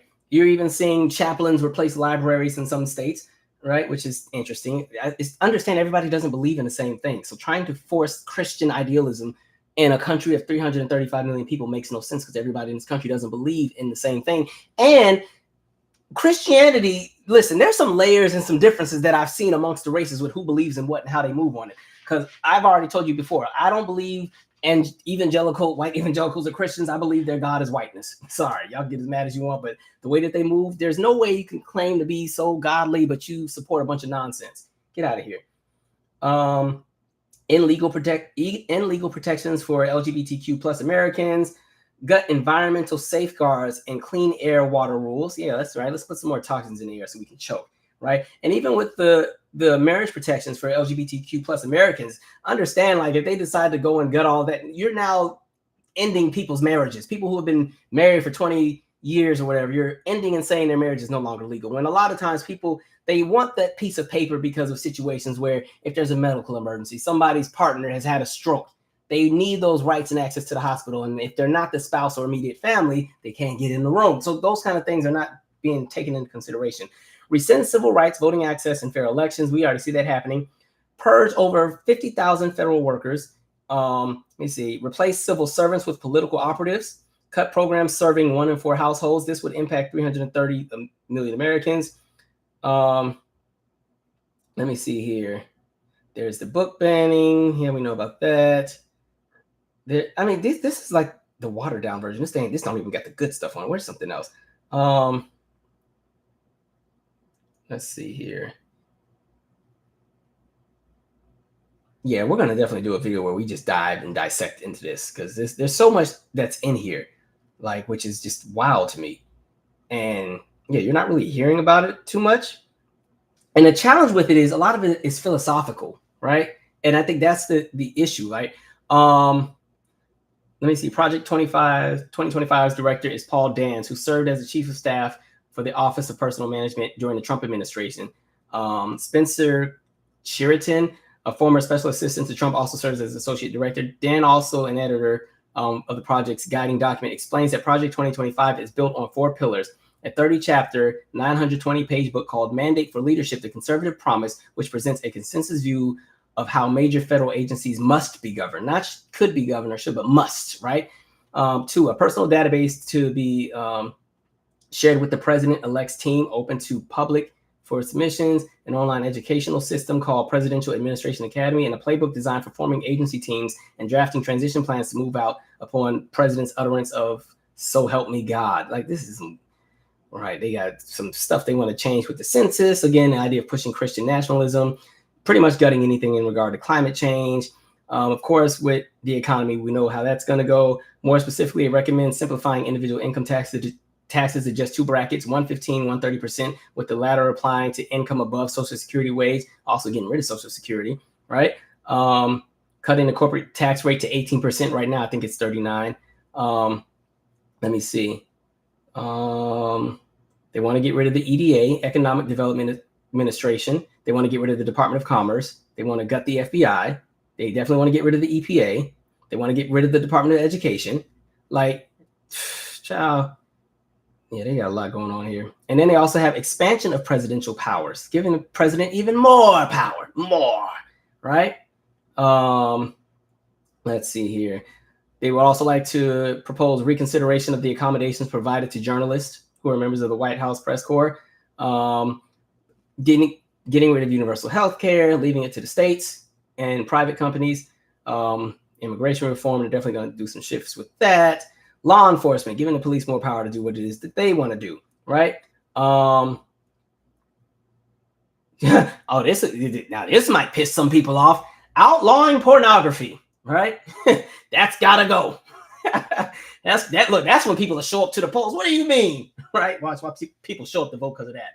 I'm gonna stop there, but yeah, there's so much stuff in that. I mean, it's this huge document. I need to like just sit with it. I know there's some other people who've already done it, but like I need to just sit and read those hundreds of pages and get all the bullet points that I can get out of it. But you're just seeing so much nonsense, and you're seeing people who are endorsing it and running behind it. And then this is why I went so hard on Vivek the other day, because it's just like you realize when all of the things come into fruition that these people want, you too will be collateral in this, right? No matter how much you can talk a good game, you are not one of them, right? And this is also why I don't really do the whole black and brown coalition type thing, because listen, brown coalition folks, respect to y'all, but y'all be in the way sometimes. Y'all got a lot of anti-blackness over there too. So it's like black folks, I just feel like we're on our own island. You know, there might be some things that we have in common with other groups that are fighting for different things, but at some point the anti-blackness always jumps out every single time. That's like this other guy, his name is Huang Kuo, he's running for something in office, and he was running on the idea of, yeah, people don't need healthcare. It doesn't have to be a thing. Like he made this whole hoopla about it. Because again, I'm like, why is it that every time somebody runs on the Republican side, they never just run with actual, it's like every policy they have is something that strokes the ego of like conservative red pill white men, right? That seems to be the goal in the target audience every single time. It's very weird. All right, I'm going to go ahead and read some comments and we're going to go from there. And mind you, it's just weird. Every time somebody wants to run on the GOP side, it's like, I get, because understand, there are conservatives in every aspect. Like I always say, there's a lot of black people who are conservative. Like where Republicans and like right-wing conservatives mess up is because they have so much anti-blackness. They always, alienate that segment of black conservatives that exists, right? There's a lot of black folks who have certain viewpoints, but what ends up stopping them from ever going all the way on that side is they see the racist policy. They see everything else and they're like, you know what? I'll stop right there. But no, again, I don't want to be racist, so y'all fumble your own bag. And the other thing too, what I find interesting, they also don't need the vote from anybody else, right? Because as long as they have the white vote, they're fine. This is why even on that Vivek video, people kept saying, oh, well, because there was a part where I said like white America will never give anybody the keys to their livelihood if they're not white. And everybody started bringing up Obama, like, well, Obama won. And I was like, you guys realize that white America has never voted for Obama. They voted against him in both elections. Let's pull up the numbers, shall we? So if we're talking elections, let's pull up the numbers. I put it in the comment section on that last video, but I want to, let's see here. I know for sure in 2012, Obama only got 39% of the white vote against Romney. And I think Romney had 55. And I want to say in 2008, he got 44%, but I want to make sure I have the right numbers. Here we go. Let's see here. Okay. In 2012, because again, everybody on that Vivek was like, well, you said that but Obama, we put Obama in office. No, y'all didn't put him in office. The overabundance of everybody else put him in office, right? If we're talking the white vote in 2000, this is what, 2012? Yeah, I was right. 39% for Obama, 59% for Romney. That's the white vote, right? If we go to, let's go to 2008. If we go to 2008, give me my numbers, please. Dang it. Why is this stuff? How come when I get on the live, the stuff don't want to be working right? That's the part that be getting on my nerves. By the way, we're about to restructure how I do these lives because I was like, it's finally time to get with the times. In a few weeks, the lives will start to have the actual visual, so you don't have to just look at me reading anymore. 45%, 2008. So there's no majority there. He was voted against both times. Again, you had an overabundance of people from other groups. And this is not to say every white person votes the same way, but again, that idea of thinking, well, we put him in there. No, y'all voted the same way y'all always vote. Like Democrats never really get the white vote. It's because of other groups that come out in abundance that's where they normally get the edge that pushes them over. All right, enough on that. Let's go to all these comments because I haven't stopped to take a gasp of air forever. Thank you, Adish Shakitha. You rock. Thank you. You rock as well. Have a wonderful Thursday. All right, let's see where we're at. Somebody said they're afraid of our potential, and I totally agree. And I think here's my issue. Like, I don't think people in the United States realize just how far behind the US is starting to become with everything in regard to the conversations around innovation and what's accessible to the population. As far as the overall health of the population collectively, we are falling so far behind. And a lot of it is because, again, the doors continue to close on everything because there's only one group of people who kind of want to hoard everything. That idea of wanting to be the best only belongs in the hands of one group, and everybody else is supposed to be grateful that we're here. But what's ending up happening is we're not investing in education. We're not investing. Well, we did. You can say we're investing in infrastructure because they passed the Build Back Better, but that's a bill that should have been passed 20, 25 years ago, right? Yeah, we're not investing in education, not in infrastructure. We're not investing in healthcare. We're not investing in so many things. And then look at how we're living. Cost of living is ridiculous, right? Housing is only getting more expensive everywhere. We're at a space where at this point, corporations and companies are buying up all the real estate, and then they get to dictate whether or not you're going to own a house, right? And so it's just like everything that once existed in simplicity is now complicated. And when you look at what's happening in other countries, right? Yeah, some countries have their flaws, but when you look at how the overall happiness of the people is, it's just like, dang. And we could have that as a country, but in this country, people have just decided that the enemy is going to be within itself. So you got all these groups fighting each other, and then nothing gets done. And so our politics, instead of focusing on actual policy that enhances or fixes issues or makes things better, we've turned it in, well, not we, but society has turned it into, again, that idea of us versus them, good guys versus bad guys. We got to own the libs. You got to own the conservatives. You got to do this. You got to show them you're going to do this. You're going to do that. And then people get into office who are the extremities, right? They don't have policy. They just want to continue to play in this game. So you get the Marjorie Taylor Greens and you get these other people who they don't have any real policy. They just, they're just latching on to anything that's outrageous and outlandish that plays into this idea of there are powers out there trying to get us. And I'm like, who's trying to get y'all?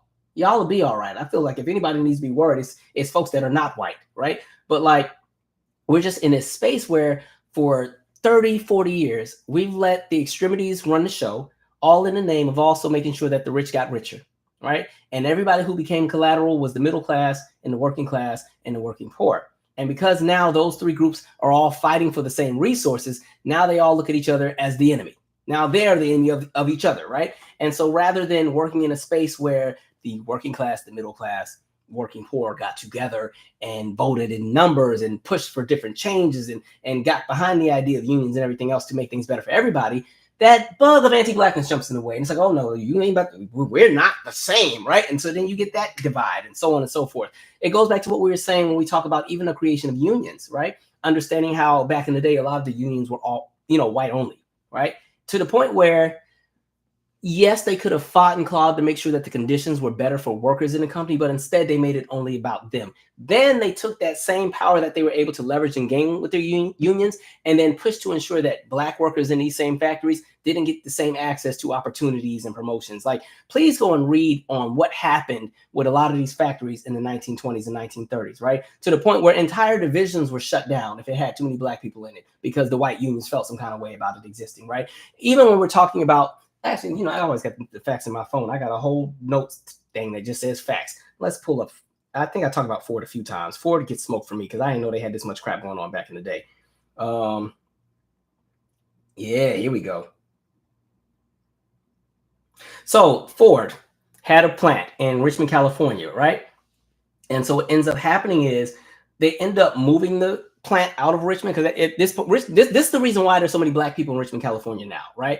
So you go back in the day, Ford opens the plant, boom, they have the Ford plant there, and it's booming, it's bustling, it's all these great things happening. They end up adding another plant further down.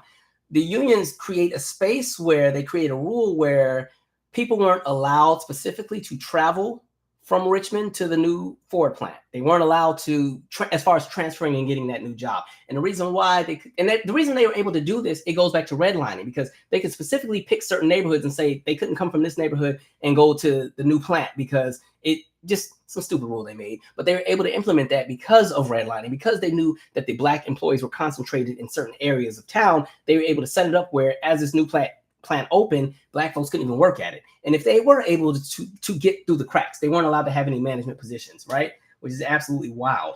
Let me see here. So speaking of that same plant, This is in the book Color of Law, but there was a guy named Frank Stevenson, right? And so when I was talking about that Richmond plant, when they relocated, only 8 Black employees were able to successfully transfer over to the new plant.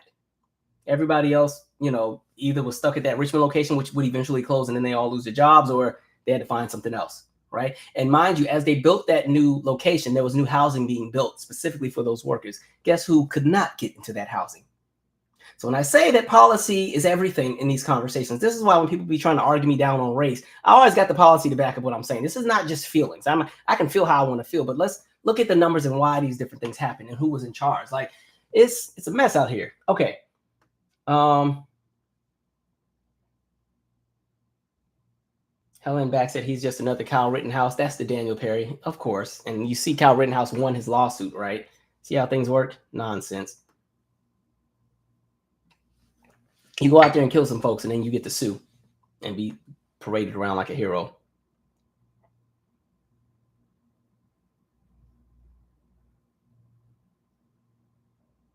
What up in the mix with Leah podcast?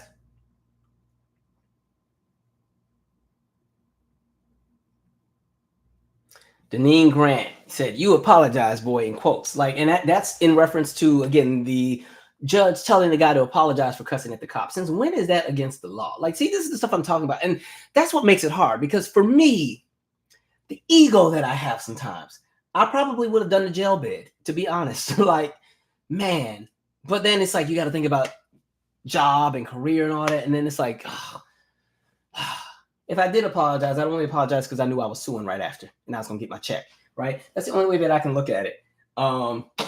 It's just stupid stuff. Just stupid. All right.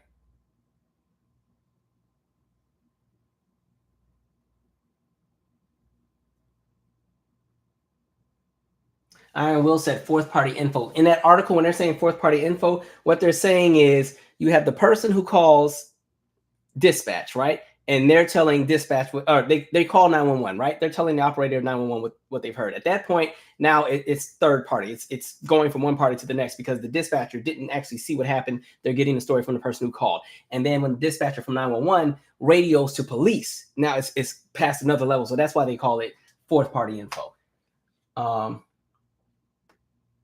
Somebody said we're not learning as Black people. I think the challenge is and I've said this a while back, there's a generational, that for some reason we struggle with cross-generational work, with like as far as working together to get things. And so we start to see the same cycle repeat with each generation, because for some reason there's a disconnect amongst the generations, because every generation thinks they're right. Every generation thinks they know everything. You can't get us all in a room together to agree on anything, because there's always, you got people who want to be the gatekeepers of information and don't want to share. You got people who want to lead the movement, but they're not built to lead the movement. You got folks who they got to get a check with it. You got folks who, we can't agree if this should be a Black collective and keep it that way thing. But you got folks who are like, no, but we got to bring everybody else in too, because we're the champions of world peace. And before you know it, it's just too much stuff going on. So you can never get everybody on the same page. And honestly, that's any group of people. But the challenge is, collectively, Black people, we're the only people that have a system working against us, where we're forced to work together. Because in my opinion, white people don't work together until it's time to be racist. That's the only time they're collectively on the same page. Other than that, they are probably the most divided group in the country. But we never look at it that way. We always look at it, this is why Black folks can't do stuff together. This is why. No, every group got problems. Every group, no matter what community you go into, even the Asian community, they all throwing hands. They all disagree. They all fighting. None of them are on the same page. Unfortunately, the umbrella that we live under forces us to have to be on the same page. And because it's just in human nature for massive groups to not be on the same page, it's almost like trying to create something that's impossible to do, right?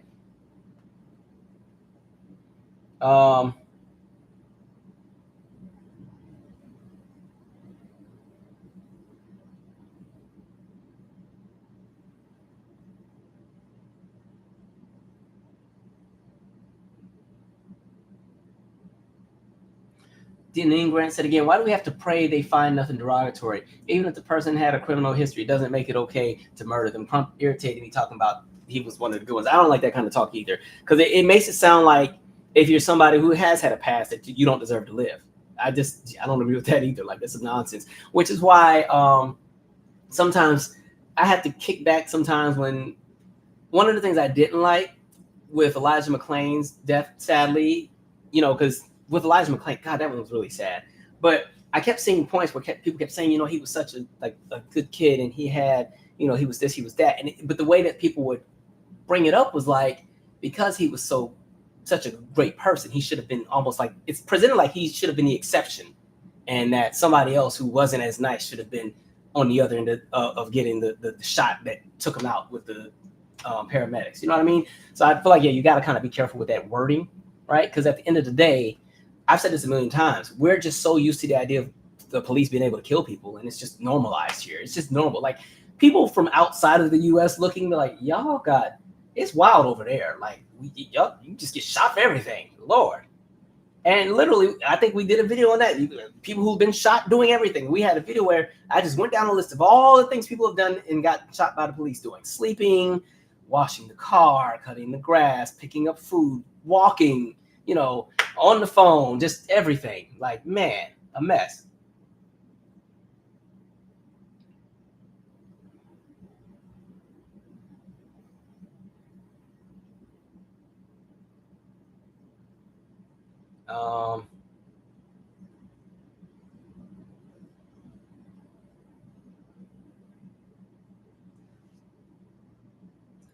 Imani Share said they really just want to make us a Christian ethno state, huh? And to me, these people aren't Christians. Like, it's like they took all of the hateful aspects that they could interpret, and they've made that their religion and run with it, and it's made them feel good about themselves, and that's the power they want. Like, if that's Christianity, I'm sorry, that sounds like hell to me. Like, I would not want to spend eternity with these folks. Who wants to wake up to that every day? Like, that sounds like hell to me. Some hateful groups. My God.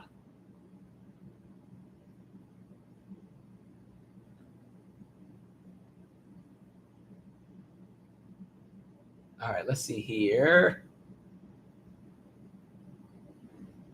Somebody said, what about Tim Scott getting behind Trump's anti-white agenda after claiming America's not a racist country when it comes to black people? We did a video on that one, too. That's the video I did where we talk about the Lemons case.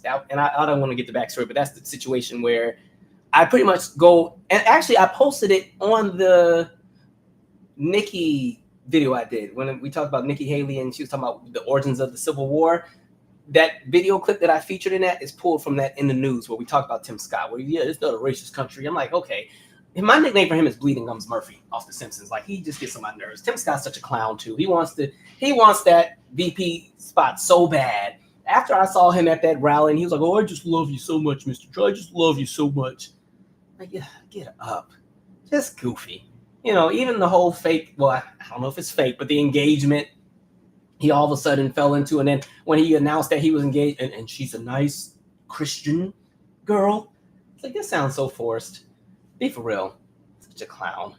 And then here's the thing. Tim Scott that's the other thing. He was not voted in when he first got in. He was appointed and got to ride the waves. That's the other part people kind of forget. It wasn't like he came in and won by a landslide because the people of South Carolina wanted him. He got appointed to that position. And that's why he's playing his role so hard. He knows how this game works.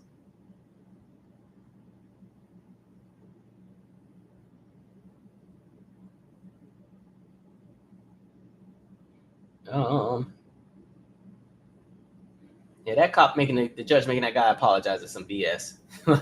That is, I know that got to be hard. And that officer would be right there just, it's like, this is almost unrelated, but remember that Martin episode when, I think it's the Martin episode when Gina lost the tickets. I don't remember. I just know this one, God, this really goes left field from the conversation. But when Sinead was making Pam sing "Mary Had a Little Lamb," Old MacDonald Had a Farm, and like Pam didn't want to do it, so she sang, and then like it took everything in Pam's power to not sing the song, so she sings it, and then right after she does it, Sinead's like, "And on that farm," like I could see that judge or that officer just trolling. You're sorry for what? And will you do it again? Like, man, that'd make me want to punch somebody in the throat. Like, ain't no way.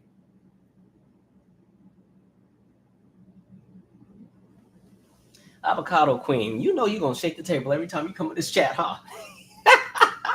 Calvin, what do you think about black kids who are adopted by white families who who later as adults end up buying into white supremacy, evangelical Christianity. This seems to be happening more than others. I almost was going to do a video on that one guy that, I don't know if he's a UFC fighter or whatever, but he was talking about how he has 2 black kids and he's not raising them to be black. He's just raising them to be American. To me, that's a dangerous slope. My thing is this. One, yes, we have kids all over who need homes. I love that for them. I love that. Yes, give the children a home. But my thing is, it is a dangerous and slippery slope when you raise a kid to not be themselves or to not be who they are, or raise them to think that something is wrong with blackness because you're afraid to bring up race because of how it makes you and your folks look. So you run on this whole idea of, oh, I just teach them to be American, or I just teach them, I'm not raising them to be black men, I'm raising them to be men. No, that's how we run into problems, because then you raise them to be Americans and then they go and they get pulled over and don't know how to act. I told you my police interaction story. My parents did a great job of raising me. My parents also, I think, were in a space where, because we were in that era of, I ain't about to put an ad on that. Nope, don't put no ad on that part. Because we were in an era of, like I said on the DEI video I did, where this pushing the post-racial thing, I feel like sometimes they thought that because of where we lived, I wouldn't have had to deal with some of the things that they dealt with in their younger years, right? And so I never had the police conversation on what to do if you get pulled over, because it wasn't a thought, right? You didn't hear, there weren't a whole lot of incidents in my area anyway with like police and black folks. You didn't really hear about a whole lot of things happening. So I think for them, they felt, okay, this is our son who has these really nice grades. He doesn't really do anything to get in trouble. Well-mannered kid. It's a small town. Everybody kind of knows everybody. He's fine. So then, I go out. My mom's saying, make sure you drive slow. They've been pulling people over for speeding too much.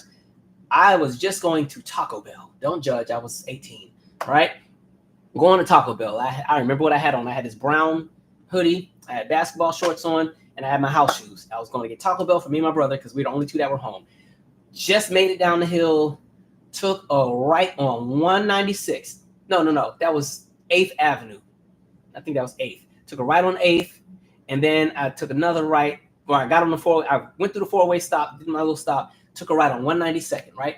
Riding with my windows down. Don't ask what I was playing because it was real corny. It was real cheesy. But just know it's that person's birthday today. But I was playing that and jamming and everything, and then I see like a whoop whoop. I'm like, oh, all right. So I pull over, like, oh, maybe I was going too fast, because I don't even remember seeing any police behind me. Right. So I pull over and everything. And I'm like, oh, well, let me help them out. I don't want to, because it was kind of like drizzling and raining, because it's Washington State. It's overcast skies. It's like 40 degrees. I was home for Christmas break from college. And so like, I was like, oh, well, let me help them out here. So, I'm digging all in my wallet, getting the driver's license. And I'm like, oh, let me make sure I have the insurance. Let me go in the glove box. Let me pull out the insurance. Mind you, like I said, the windows are down because I was jamming my music. Windows are down. I've been digging for a good minute trying to find my little card from Progressive. Or actually, no, we had Allstate at the time. Trying to find that Allstate card. I know it's in here somewhere. It's like, I know. I can just dig down and, oh, here we go. Okay. All right. And then I turn around and I got a gun like pointed like this close to my face. Right. And it's not a taser. It's the real gun. Right.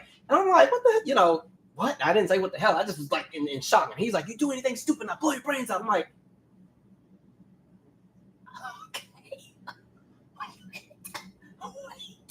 like flabbergasted. I've never had a gun pointed in my face before, right? And then the officer is like, turn the car off, which the car was already off. That's why I'm like, okay. And mind you, so he opens the door, pulls me out, and they do all the rough you up and push you all up against the car. You got your head all on the thing, and they got cuffs tight, and they shaking and rocking and pushing you.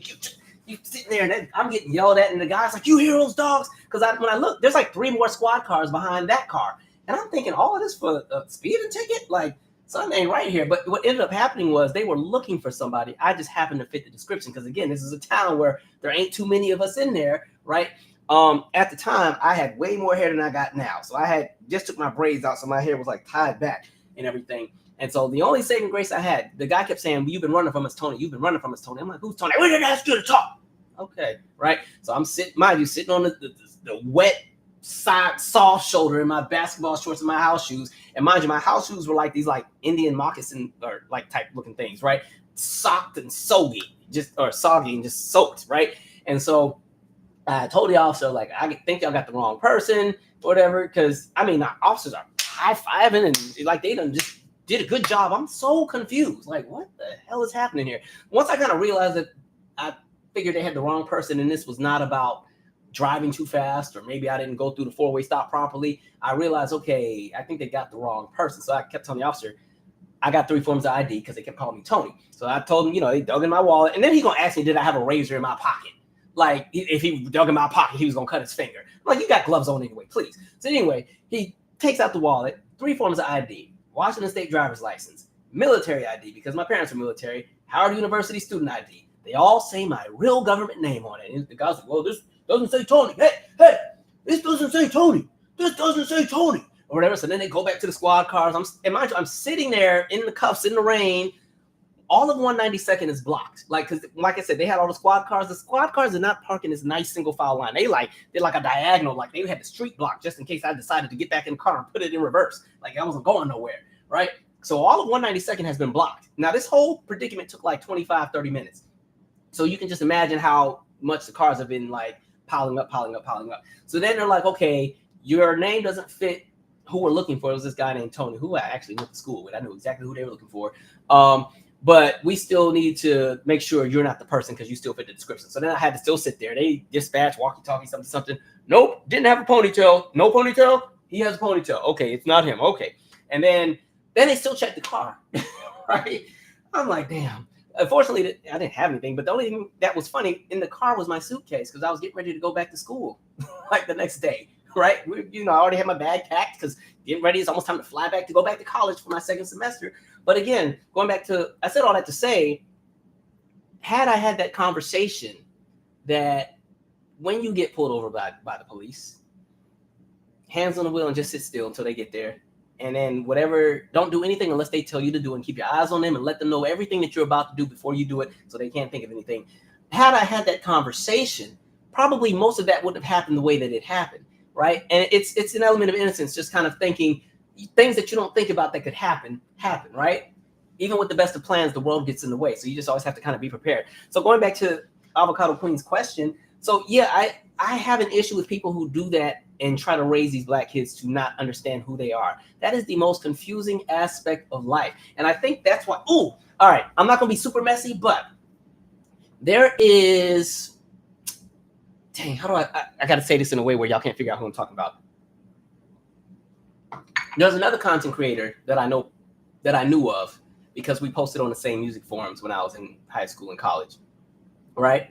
And at the time, they were the most whitewashed Black person I ever knew. I mean, we used to fight and argue on these music forums, and it wasn't about music. We were talking like Black people stuff and everything. They used to make fun of me because I went to Howard. They're like, you went to that little ghetto ass school, blah, blah, blah, blah, blah, da, da, da, da, da. All anti-Black.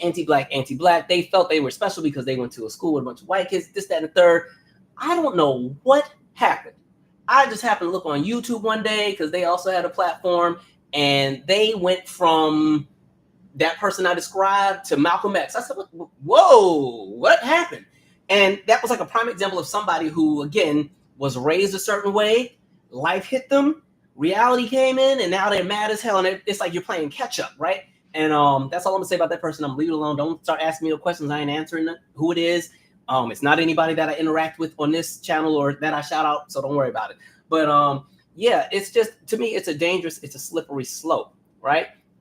And I feel like teaching a kid to not acknowledge who they are, because race is bigger than just the color of your skin. There's culture associated with it. There's so many things that tie into who a person is. And just because you deem race as something to run from doesn't mean you get the right to take it away from those kids, because those kids are going to grow up to be confused as hell. Then they grow up and they're mad at you later down the line because you didn't teach them everything.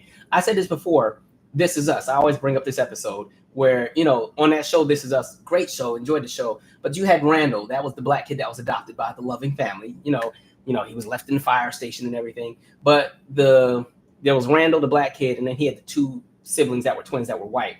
And then when the grandma came, the grandma was racist, right? She didn't like Randall. She only wanted to play with the original twins and take pictures with them. And so eventually the family kicks the grandma out because she's racist. But then they only talk to Randall about why they kick grandma out. They don't talk to the white kids about it. Like, I was like, no, see, y'all just got this race thing wrong. That's not how this works. So, like, yeah.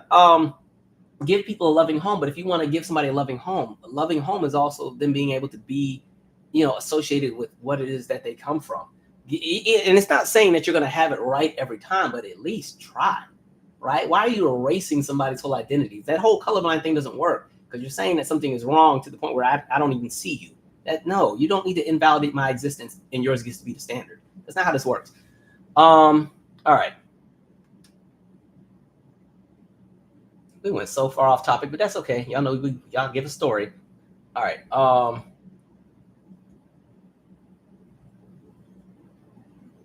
AJ eating ice cream in her own apartment. What, that was Botham Jean, right? Botham John. And then even with that, Amber Geiger, the officer that shot him, she went to the wrong apartment and shot and killed him. And I was so afraid. I thought somebody had broken my house. And so even if he broke in your house, he was sitting eating ice cream, watching TV. You were still gonna shoot him. If I walk into my house and somebody's watching my TV eating my ice cream, I don't think I'm shooting them, but what's going on here? Like, is there a surprise party for me I don't know about? There's more people jumping out, and is that my ice cream? Hold on, you know how much that costs?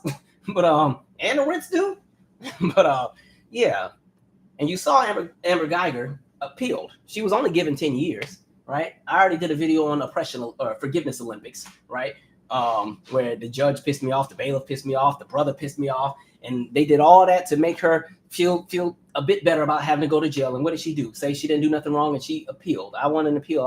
I think 10 years is too harsh. So I'm like, after the judge gave you her Bible and the bailiff brushed your hair and Botham John's brother wanted to give you a hug, even though I'm not going to lie, at first what I thought was going to happen when he was like, can I please just give her a hug?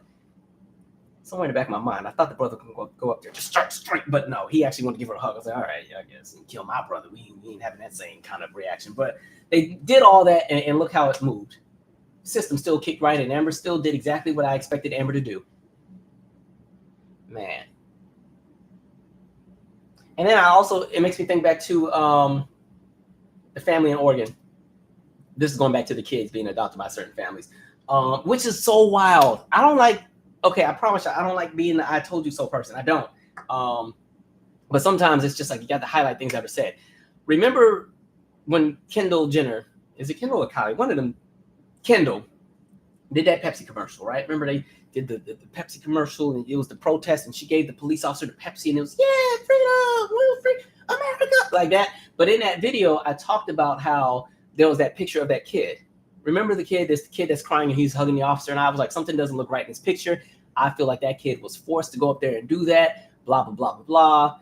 And then fast forward. And mind you, friends of that family found the video and were like, oh my God, I can't believe you say that about our friends. He just loves to hug people. He's a hugger. He goes up to people and hugs. I'm like, that was not an environment for hugs. It was a protest because people were pissed off about police brutality. And that kid was like 8, 9, or 10 years old, right? Then you find out, the family has driven off of a cliff with the kid in the car. This couple went and they decided everybody had to die. Then they made a documentary on it on Discovery Plus. But like all of that, like that kind of stuff is scary. And again, they raise him to be just colorblind and free, and we're all loving. And so, yeah, let's dress the black kid up in some cool, fun clothes because he can be our experiment. And we're going to send him out there with the free hug sign while everybody's pissed off about what's happening in the world. And then we'll make sure we get a good picture when he hugs the officer, which he was probably terrified of because at that point, the officers had been shooting rubber bullets at the protesters. Yeah, go over there and hug them. That's fun for a child. Like, yeah, I'm over it. I'm over all of it. How do I feel about Portugal acknowledging their role in the slave trade and reparations? Well, they brought over 5.8 million people. So once they start writing a check for the value of them 5.8 million people, then we can talk. And the work that those 5.8 million people did and how that contributed to the economy in the United States and Portugal. Now, unfortunately, Portugal's economy is not as strong as it once was. So I don't think they could afford to pay us back anyway. But no, write the check. All right.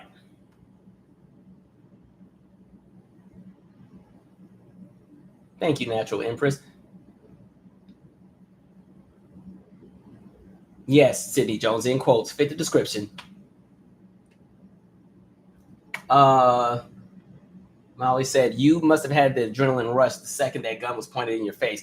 I know I would have. The weirdest thing, it's almost like you're not in your body because it just like, when I tell you it was out of nowhere, I had gone and driven to that Taco Bell so many times. Like, this is Spanaway, Washington. And there were only so many fast food spots to eat at. There was McDonald's, which was right down the street, but I didn't want to go there.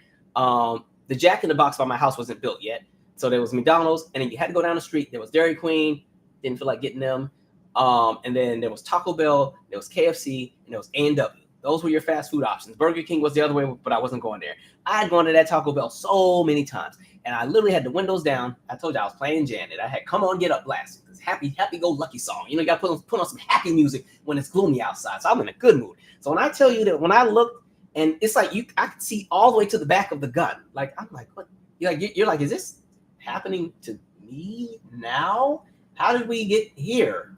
What's going on? Like, whoa, like, you start pinching yourself. Like, that crap is wild, right?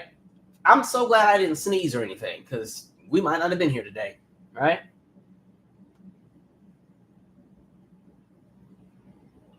Nerd Lars, DJ Academics, he has too much things to say about black folks that I don't like. So whatever comes to him, comes to him. Okay. Read a few more comments here. No, it wasn't Dr. Umar Johnson for my story. It was not him. First of all, Umar Johnson and I are not in the same age bracket. This person and I were the same age.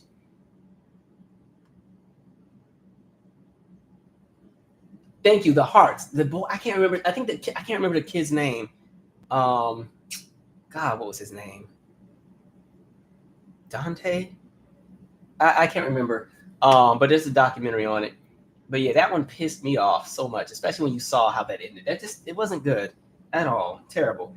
All right, let's keep it moving, y'all. I've been rambling and talking and rambling some more and doing some more talking and talking some more. Let me make sure I'm getting all my topics here. So make sure I got everything.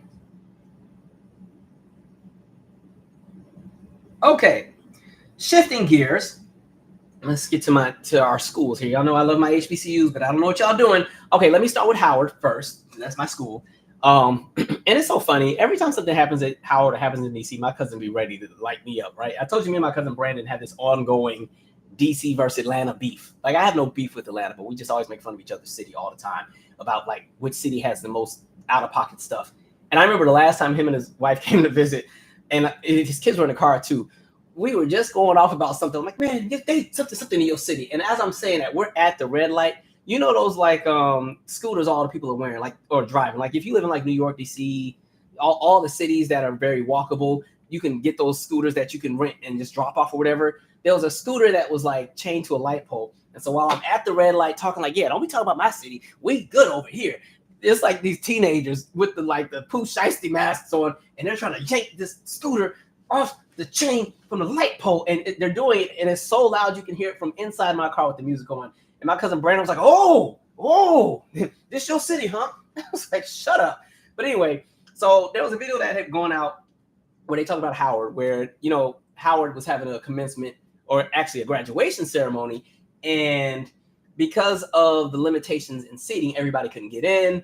And then there were some very upset people in the hallways and the lobbies because, yeah, it's like, yeah, we paid $100,000. What you mean I'm not going to see my child walk, right? And the glass window got broken. And so this is also live streamed at the same time. So you see the live streaming, you hear the lady saying that, you know, unfortunately, the fire marshal shutting us down, or people don't know how to act, whatever ever happened. But long story short, it goes viral. Everybody's cooking Howard for a few days.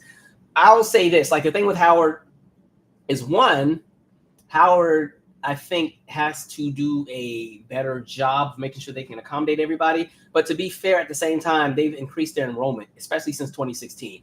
Understand that once Orange Man got into office, and then once we saw the nonsense of 2020, enrollment at HBCUs has been skyrocketing. Like, it's like a second wave of like what we saw after the emergence of the Cosby Show in a different world, where HBCU enrollment just started going up, right? So, like, for the last few years, Howard has continued to bring in the largest freshman class. Like, this year was the largest graduating class they've ever had.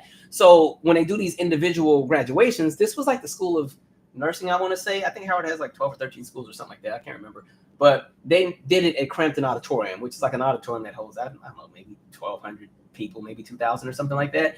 And in the past, they've always done their ceremony there, and there hasn't been any problems. I don't know exactly what happened here, but clearly either they had a larger class and there was no space or what. But the other challenge is the other schools are also doing their commencements at the same time. So while they're doing theirs at Crampton, somebody's in Bird Gymnasium doing theirs. Somebody might be at a different venue. They're just, I don't know, there just clearly wasn't space for that moment. Now, fortunately for them, they did the larger commencement at Capital One Arena. Like, that's just how big commencement's gotten. One, for some reason, I don't know why they never changed this, because the almanac always says it's going to rain. But the big commencement where they put all of the schools together, it always rains. Sometimes it doesn't, but it usually rains. At my graduation, it was raining, and then it stopped. But last year, they did it at Capital One Arena. This year, and that was because of rain. This year, I think they did it at Capital One Arena just because it's just too many people now. But I will say, once they did the commencement with the big group, that same school where they had to stop the graduation early, that same school got to finish their commencement after the big commencement. So the parents still got to see their kids walk. But yeah, not a good look with the chaos. I will also say for families, like, I get it. You're mad, but dang, can we not? Can we not?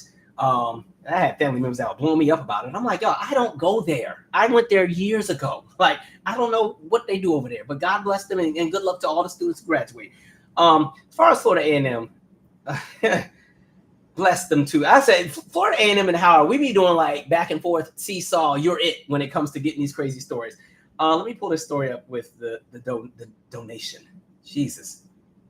All right, here we go. I don't know how they didn't catch this, and I promise you, I'm not even cooking y'all Florida A&M, because Howard, we got enough stuff going on, so we're one to talk. But let me find a better article. This one I don't like. Let's see. I don't even like how this article's written. It's going to piss me off. All right, let's see how this one goes. Top Florida A&M official resigns amid $237 million donation calamity. All right. Florida A&M University announced the gift this month, only to put it on hold as questions emerged about its real value. Tallahassee, Florida. A senior official at Florida A&M stepped down Wednesday over her role in accepting what was initially billed as a transformative gift for the school that abruptly collapsed amid questions about its actual value. The resignation of Swante Friday Stroud, a vice president at the historically Black university in Northern Florida, was announced at an emergency board meeting as school trustees launched an investigation into how the dubious gift from Texas hemp farming executive was accepted without their knowledge. Several trustees blamed President Larry Robinson for the ordeal, who took full responsibility for accepting a donation that raised almost immediate red flags once it was announced. I saw in this unprecedented gift ways to serve our students and athletic programs in ways unimaginable at the time. Robinson told trustees, I wanted it to be real and ignored the warning signs along the way. Florida A&M earlier this month received what was announced as a record high donation from Batterson Farms Corporation's Gregory Germani and Isaac Batterson Family's Seventh Trust.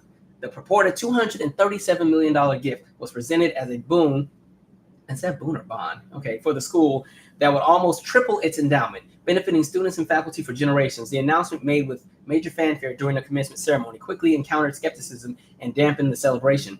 Florida A&M leaders put the gift on hold a few days later, a turnaround that came as questions mounted over the value of the company's private stocks. Batterson Farms Corporation appears to be just a relatively small outfit based in Texas selling hydroponic hemp farm products. And Florida A&M did not have the stocks valued by a third party, leaving the actual worth undetermined.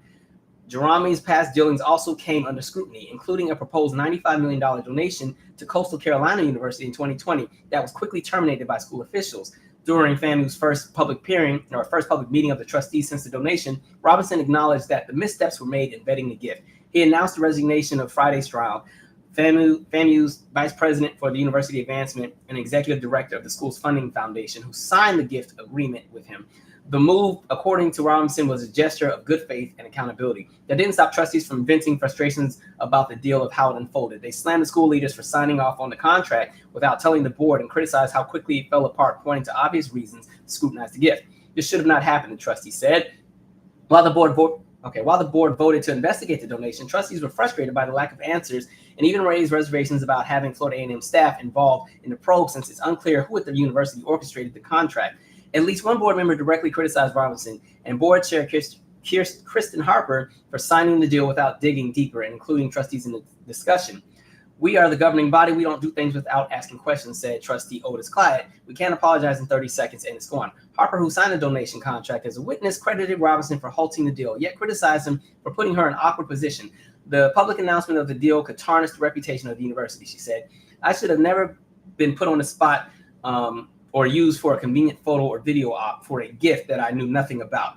All right, I will say this. When it comes to Florida A&M, I think because Florida A&M has done so much, and I'm talking good, for the last however many decades upon decades, things are always going to happen at these institutions, but I think the legacy of the school and what these schools do will always still be in good standing with people. So I'll say that. But I will say, that was wild, because when I saw that man's signature, listen? When I saw the man's signature on what would have been the check, I said, okay. It kind of reminded me. Let me see if I can find it on here. I'm gonna be real ratchet and just show y'all my phone screen. Oh yeah, here we go. All right. Well, maybe hold on. Yes, here we go. This here. I don't know if y'all can see this. Hold on. It's coming right here. Now, this is the signature.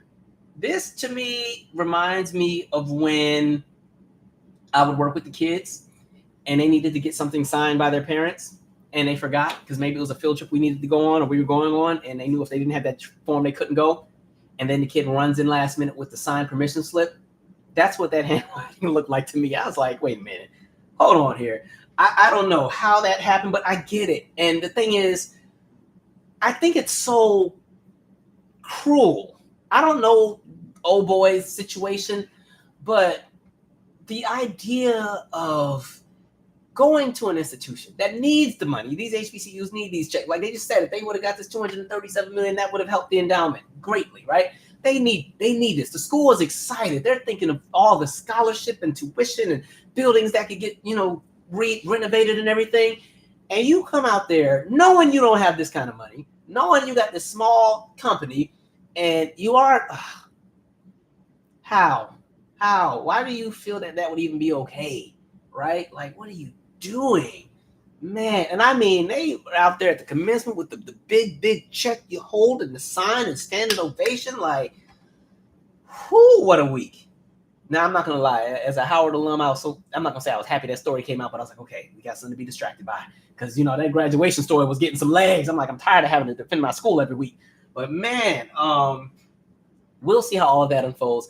I hate that had to happen though, because it's like these schools are in need of that kind of support. So when people are like just not playing with a full deck and go out there and let their egos go and create these fake checks, and they were telling them, the school, yeah, your money's going to be in these different shares of the company that you have, and nobody knows what the shares are worth. Like, okay, that's wild to me. That is wild, but I don't know how that even slipped through the cracks, because somebody should have heard about the further scam from 2020, and that should have been the red flag. I don't know how that got through, but again.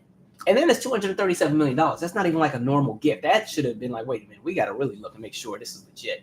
But it is what it is. Florida A&M will still be a wonderful institution. They'll be all right.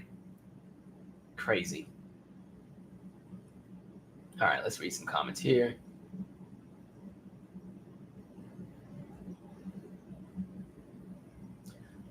Y'all are going in on these in this chat.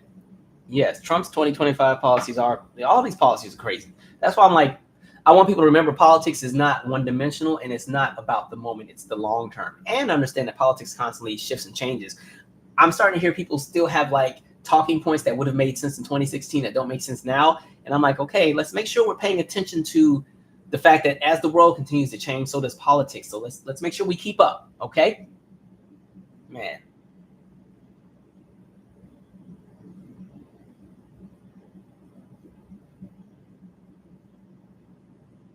Did I hear about the NFL kicker's college graduation speech? I did. I don't know why y'all keep thinking just because somebody's an athlete, they should be speaking at the college. Yeah, what was his thing? He said for the women in there, yeah, I know you're going to go out there and be executives, but the biggest moment of your lives will what? Being a mother or whatever he said. That's who they invited. That's y'all enjoy that. Ooh, Reba Ann Buckner. Tim Scott was appointed by Nikki Haley, too. Makes sense.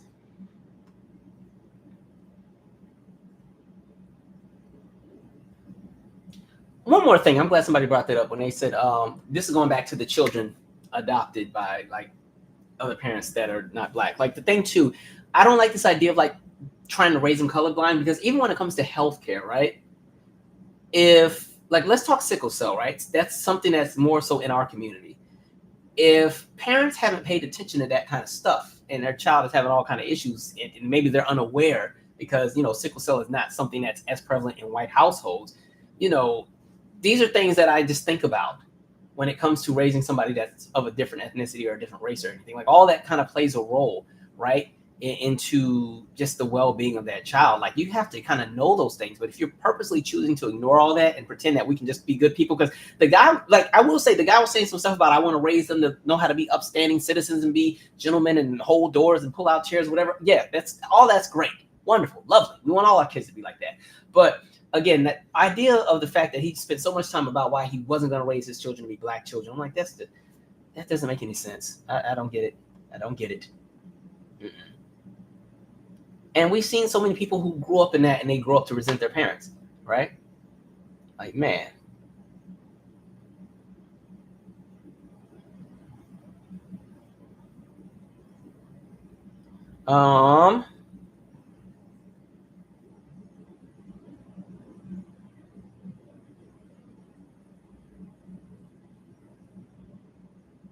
Oh, I was supposed to talk about Tyrese. I don't know if you saw this clip. Apparently, Tyrese got a lot going on. He got a whole lot going on. But I saw this clip. He was doing a concert, and he was informed that someone was there to serve him, right? So he's mid-song. I think he was singing How You Gonna Act Like That. And then he leaves the stage while he still has the mic and singing, and then he leaves the venue. He just leaves. I think they said he only had 3 more songs left in the set. But somebody was planning to sue him for $10 million for something he did. Interesting.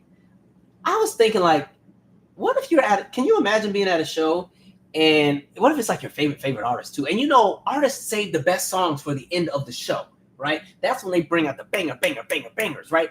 Imagine being at a show and it's just getting good, and now the artist is running out of there because somebody's trying to serve them some papers. You know how pissed I would be? Like, man, like that's like going to like the Bad tour, and Michael Jackson runs out of there right before Billie Jean. Like, what? Wait a minute. Hold on, right? That would suck so bad. Like, man, I would be pissed off. I'm anxious to see what kind of happens with that. But he's been kind of saying a lot of out-of-pocket stuff lately. I don't know.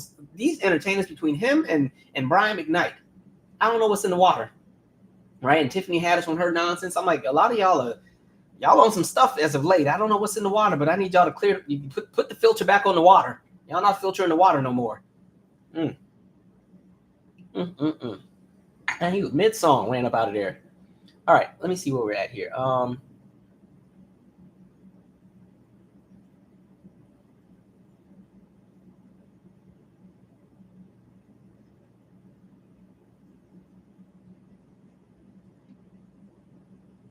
Deneen Grant said, I live in Tacoma. I know exactly where you're talking about. Thank God somebody knows where I'm from. It's funny, like when anytime somebody asks like what part of Washington, I always just say Seattle to start, and then I'll work my way to Tacoma and then eventually get to Spanaway. But if it's somebody from Washington, I'm like, yeah, Spanaway. But nobody ever knows Spanaway.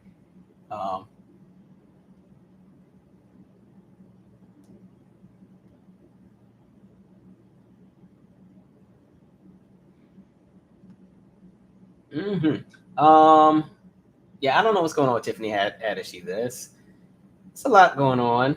Okay, let's see what else I wrote in here. I wrote a bunch of stuff. I don't know if I'm gonna get through it all, but I think I got most of my big stories here. Covered Daniel Perry, did that. Oh, going back to that conversation of cementing, let me pull up that article. Virginia school names. Let's see if I can find that one. Yeah, here we go. This is the one I want. Going back to that conversation, remember on the DEI video I did where I talked about that rubber band analogy, where pretend like look at society like it's a rubber band, right? This is the status quo in the United States, is this rubber band. And you can stretch it as far as you want into the idea of being more progressive. You can stretch it as far as you want into the idea of being more inclusive, more whatever, so on and so forth. But the minute you stop applying pressure, what happens to that rubber band? It goes back, right? Because if you apply too much pressure, the rubber band snaps. And when it comes to that status quo in regard to the conversation around whiteness, they're never going to let that rubber band snap. So here we go, going back to that idea of cementing and resetting precedent. Virginia School District restores 2 Confederate names at 2 schools, right? Getting back to business. That's what we're doing around here. All right. A school board in rural Virginia voted to reinstate the names of Confederate generals for 2 schools 4 years after the names had been removed, making it the first district in the nation to reverse the course after the 2020 Black Lives Matter protests. Again, they keep calling everything Black Lives Matter protests. People are going to be protesting either way. But I will say, take note, you're going to start seeing this happen at other schools too. It's not going to just start at this Virginia district. On Friday, the Shenandoah County School Board voted 5-1. Oh, all right. I mean, overabundance. 5-1 to rename Mountain View High School as Stonewall Jackson High School and Honey Run Elementary as Ashby Lee. Ashby Lee's the dance mom's lady. Ashby Lee Elementary. The reversal had been expected as many of the residents of the more than 90% white county said the previous school hastily changed the names of the Confederate generals and ignored popular sentiment and due process when the names were stripped in 2020. When you read about this man, who he was, what he stood for, his character, his loyalty, his leadership, how godly a man he was. Oh, I'm going to read that all over again. Hold on. When you read about this man, who he was, what he stood for, his character, his loyalty, his leadership, how godly a man he was, those standards that he had were much higher than any leadership of school system in 2020, said Tom Street, one of the board members who voted for the reinstatement, the outlet reported.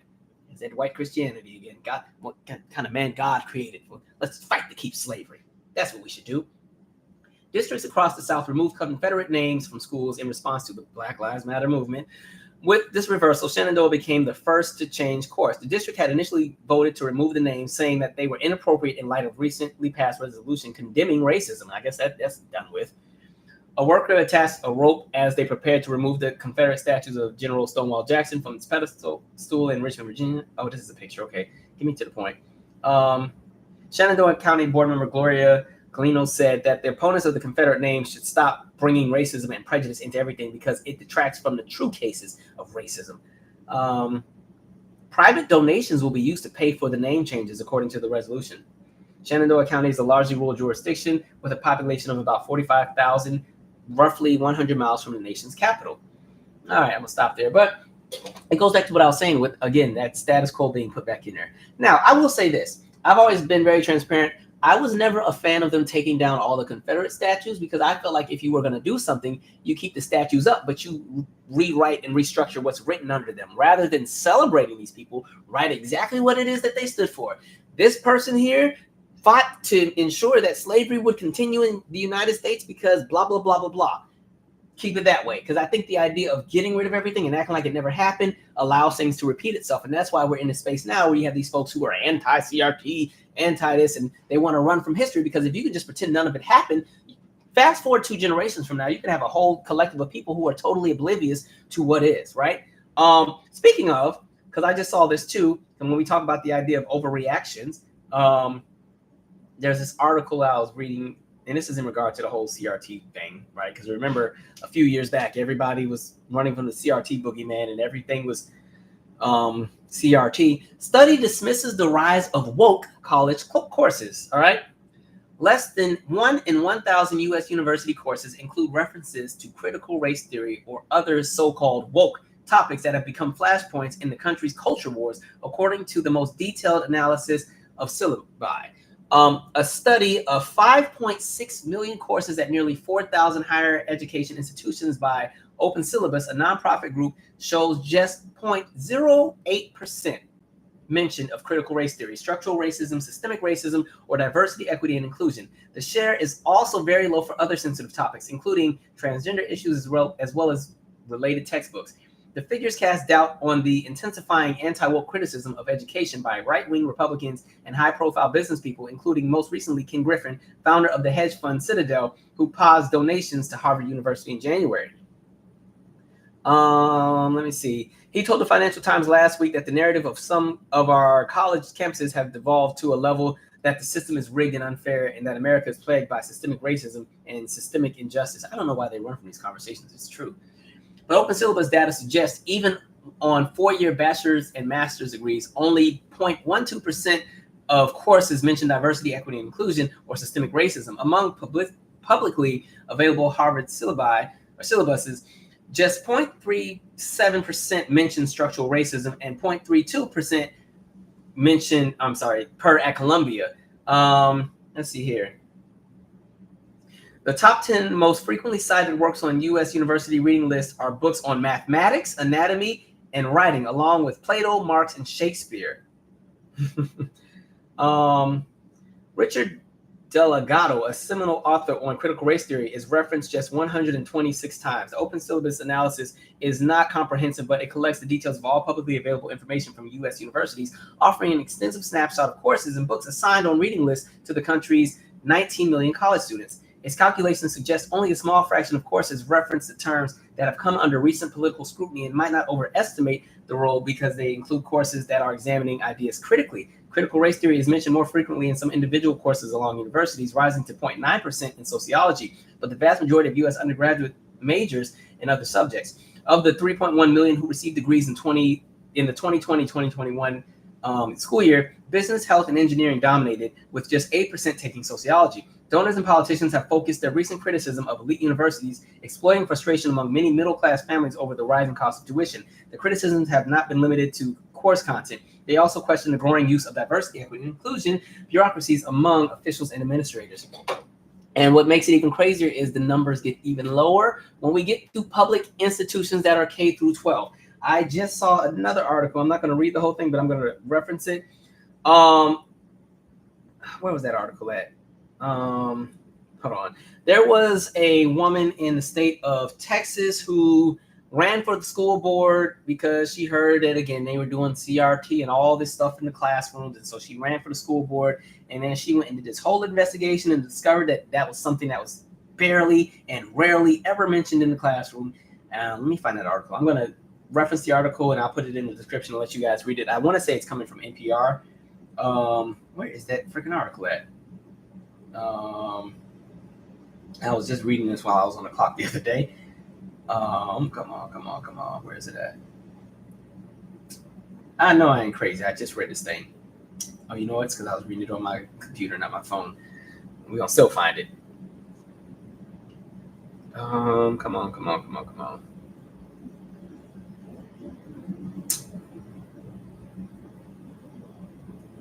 I know it's in here. Let me just go to Google. All right. Joins school board CRT.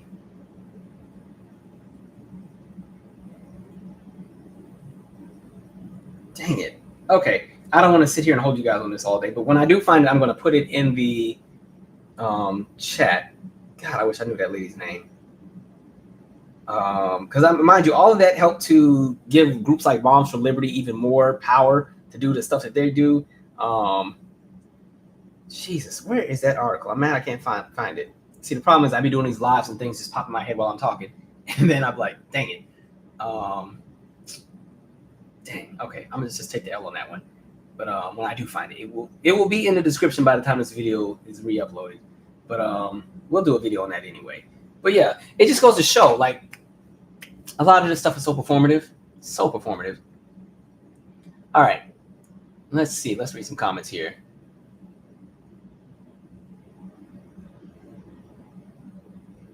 Now somebody said I was sitting on the curb like Monica in the Before You Walk Out My Life video. All right.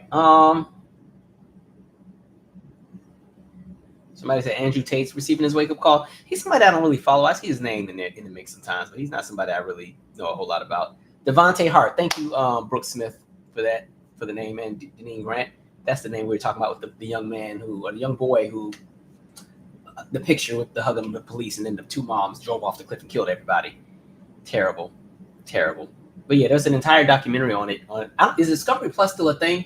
Discovery Plus was a thing when the documentary came out. I think they've merged with something because, all the streaming sites are merging and bundling, and we're one step from being back at cable with everybody, right?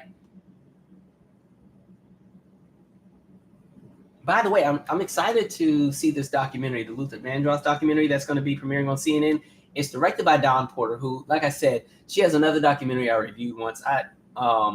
It's called Trapped, and what's very interesting with that Trapped documentary is that documentary, I want to say, is from 2015 or 2016, and everything that happened in that documentary is like, it almost foreshadows where we're at now, because it was all around the conversation of women's reproductive rights, but the documentary centers on what was happening in the state of Texas at the time, right?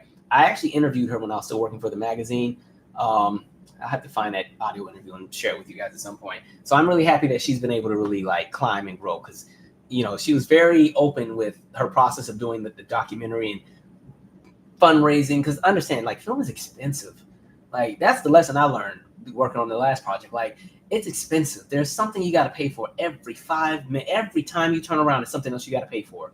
Like, even when you think you have everything mapped out, you got the food arranged, you got all your permits, you got all your cameras, you got your set props, you got your crafting, you got everything. There's still something that shows up that you got to pay for, whether it's in post-production, pre-production, during a production. So she was very open about like the process of getting stuff together. And sometimes you got to take a break and pause till more funding comes in. And I could totally empathize with her. So yeah, very, very interesting. I can't wait to see the Luther Vandross doc. Right now it's still kind of circulating in the festival circuit, but it's going to be on CNN at some point. Let's see. Where are we at here?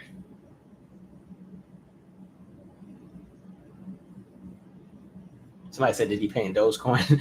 I don't know, but that's still wild to me. That's all I'm going to say.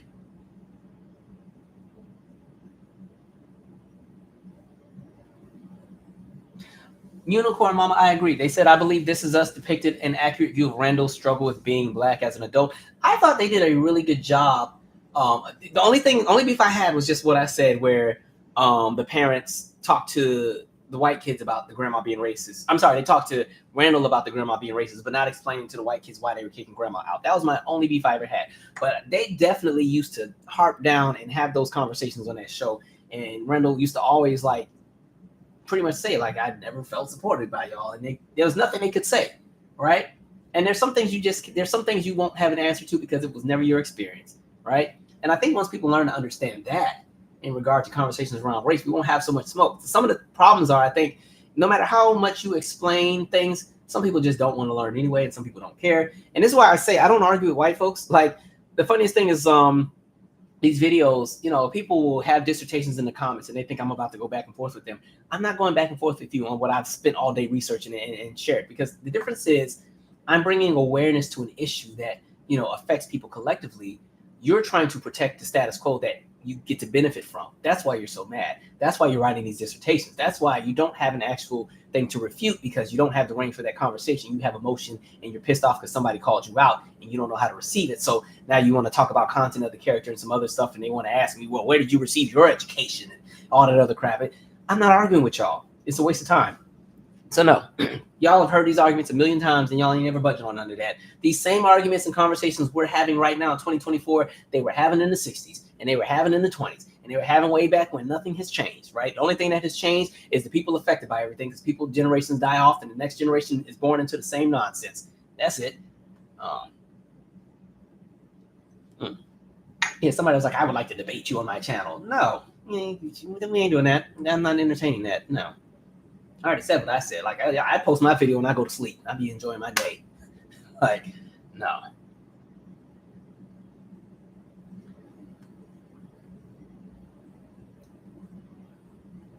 A $237 million donation from a guy who lived with his mother. I mean, hey, he might have had it, but yeah, it's just like, well, y'all checking just to make sure? Like, Lord, goodness.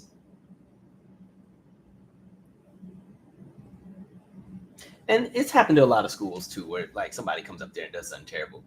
But that was making me think of that episode of The Office when what's his name was like, oh, when you guys graduate, I'm paying for all your college, and because he thought his business was going to blow up. But by the time they graduated, he didn't have it, and he got to the school and they had renamed buildings after him. They had T-shirts, and he had to tell them, oh, I don't got it.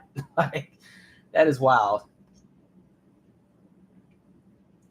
Hey Bibby said, I'm surprised we don't have an AI candidate yet. That candidate would still be racist, probably. Imagine that, a racist computer in charge telling us about ourselves. You pull yourself up out of bootstrap.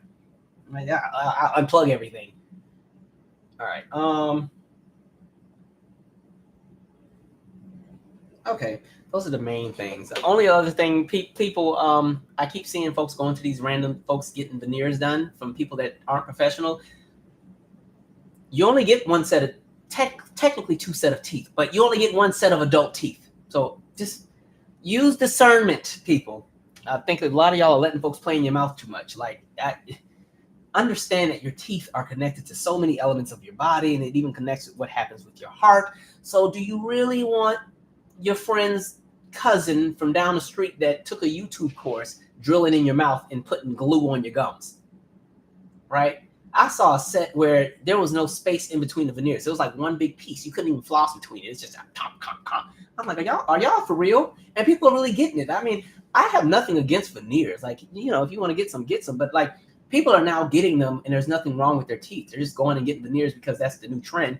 And people are going and getting them done by people that have not gone to school for this. Like, understand, there's a reason that dentistry school is for however many years it is. You know, it's like y'all are getting a little comfortable. This is not like you're getting your lashes done. Like, you know, this is not going to the barbershop and getting a haircut. These are your teeth. They're there forever, right? You will never eat corn on the cob again if you get the wrong kind. That's all I'm saying. Like, man, a lot of y'all are going to be eating applesauce when y'all 52. Teeth are already going to be out falling out.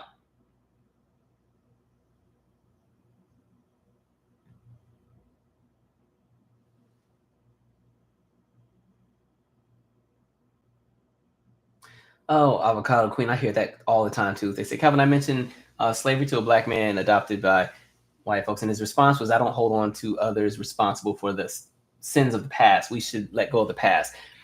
My response to that is, you can't let go of the past until you made remedy of the past. We're still living in the remnants of the past, and it still affects us every day systemically, every day, right?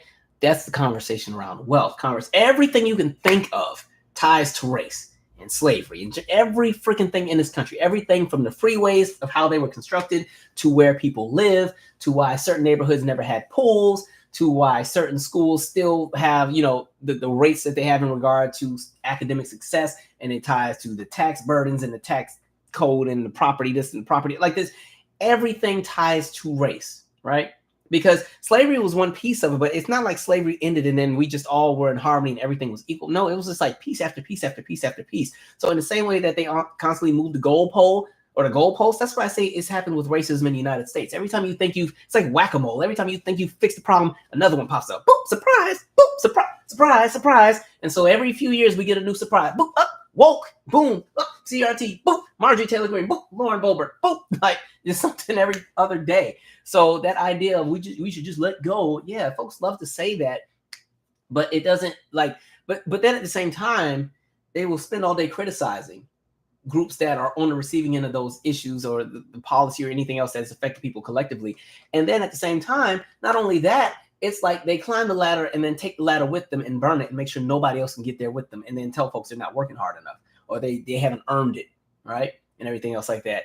Like look what's happening with Baton Rouge, where there's that segment of the community that decided they don't want to be a part of Baton Rouge anymore. They want to break off. Or even in Atlanta, I forgot which part of Atlanta has decided to make their own like municipal government. But like you're seeing it, like white Americans at this point are breaking off because they don't want to be included with other groups because they're like, oh, we're the standard of how to live and we're so peaceful and we don't fight and we don't do drugs and our schools are nice. We don't want our tax dollars going to everybody else. We're going to take our own thing and everything else like that. Like you're constantly seeing that. So yeah, that's a mess. Kelly McCrae said, what I don't get is that the school board changed the name back in the day as protest to integration, but have problems changing now because of the protest. They don't listen. Folks are never letting go of the Confederacy, especially in this country. Like you got folks living in Oregon going hard for the Confederacy and have no ties to the Confederacy. Folks' families didn't even get here until the 1920s off the ships, landed at Ellis Island, and somehow they didn't latched onto the Confederacy. Well, it's about heritage. That ain't your heritage. You are not tied to that. Your entire family is rooted over there in Oregon, right? Got off Ellis Island, traveled across, ended up in Oregon in one of them factories and set up shop. You have no ties to the Confederacy.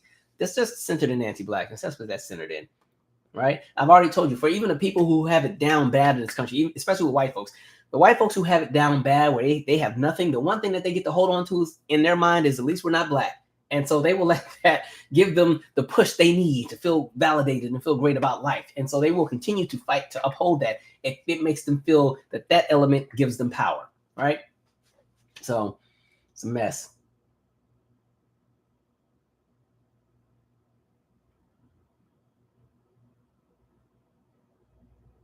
And so, like, I would say, look at, like, with the whole Confederacy thing, we never got to do my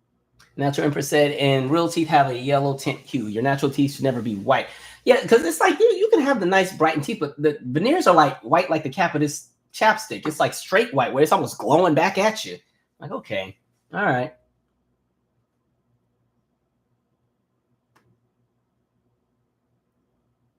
Yes, whack-a-mole. I'm glad y'all agreed. Yeah, it was Buckhead. Thank you for that. Ooh, do I think Marilyn Mobley will get a pardon from Biden? I could see it. I don't know. I feel like because when I was looking at what it was she got in trouble for, I was like, what is the this is worth 40 years? Okay, all right. But look, at this point, if Abbott can pardon somebody who killed somebody, Marilyn might as well get her pardon too. That's where I'm at. We'll see. Oh wow, Manny Castillo. The ignorance is astounding. I happen to know someone who was there January 6th, and he is an entire piece of work. There's definitely a person or two I know from work that definitely had to be outside for that. I just, I know it. I can feel it. Even when we be in the elevator. It's just, like certain people have got a certain energy. You just be knowing they don't deal with you like that. And it's like, I don't deal with you either, but it's okay. We'll be cordial at work. We'll get the job done. But yeah, there's some folks I'd be like, especially in this building here that I live in. Some of these folks, man. It is what it is.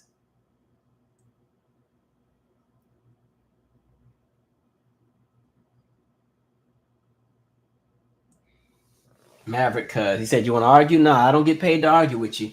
Well, technically on YouTube. Wait a minute. Now the engagement, if folks start arguing in that comment section, that does give me a little bigger check every now and then. I ain't gonna lie.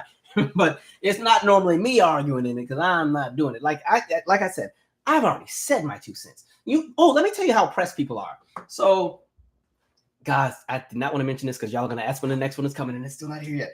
But when I did the Toni Braxton, So What Happened, right? So her debut album, when it came out, it debuted at number 36 on the Billboard 200, right? But it eventually climbed to number 1. Somebody was so pressed because they just, like I said, there's somebody that hate watches, and every time I make one of those, they want to argue about everything. Because when I did the Janet one, they're like, "Oh, you oversold her. She was not." It's every time. It don't matter what it is, they got argument. They were so pressed. They went to Wikipedia, changed the stats on her discography where it says the album and everything, and had it set up where it debuted at number 1. They made a comment on here like, you don't even know your facts, blah, blah, blah, blah, blah. The album debuted at number 1. You need to do your research.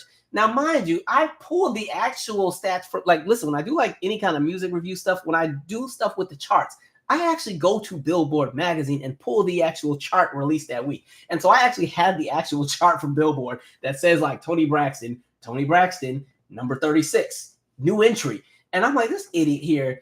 I didn't respond. I didn't waste my time arguing with it. Eventually, whoever else was on Wikipedia corrected it. But it's like, folks want to argue. Like it's for some people, it is currency. Folks want to just be right. Like some people are burdened with the idea of always having to be right by any means necessary. But I was like, yeah, if you think I'm gonna upload a 2-hour doc on music and get the most simple fact wrong, let's try again. Let's try again, folks. They really went to Wikipedia to go and change it. I was like, what the hell? And mind you, like, especially when it comes to like numbers, I always like make sure I got like 2 or 3 sources to make sure it's right. Wikipedia is cool, but Wikipedia is not really the best source to. You can use that as like your reference to go like get your idea and then go find more like locked in sources. But yeah, Wikipedia is not always the best option. So I'm like, no, you didn't go and change it on Wikipedia and then tell me to, and then put the link in the chat for me to click the link and see that it says number 1. I was like, y'all are too invested in this. Too invested. And even if she debuted at number 1, it wouldn't change anything that was said in the video because I still talk about the album going to number 1. It wouldn't make Toni Braxton any less greater than she already is. People are weird.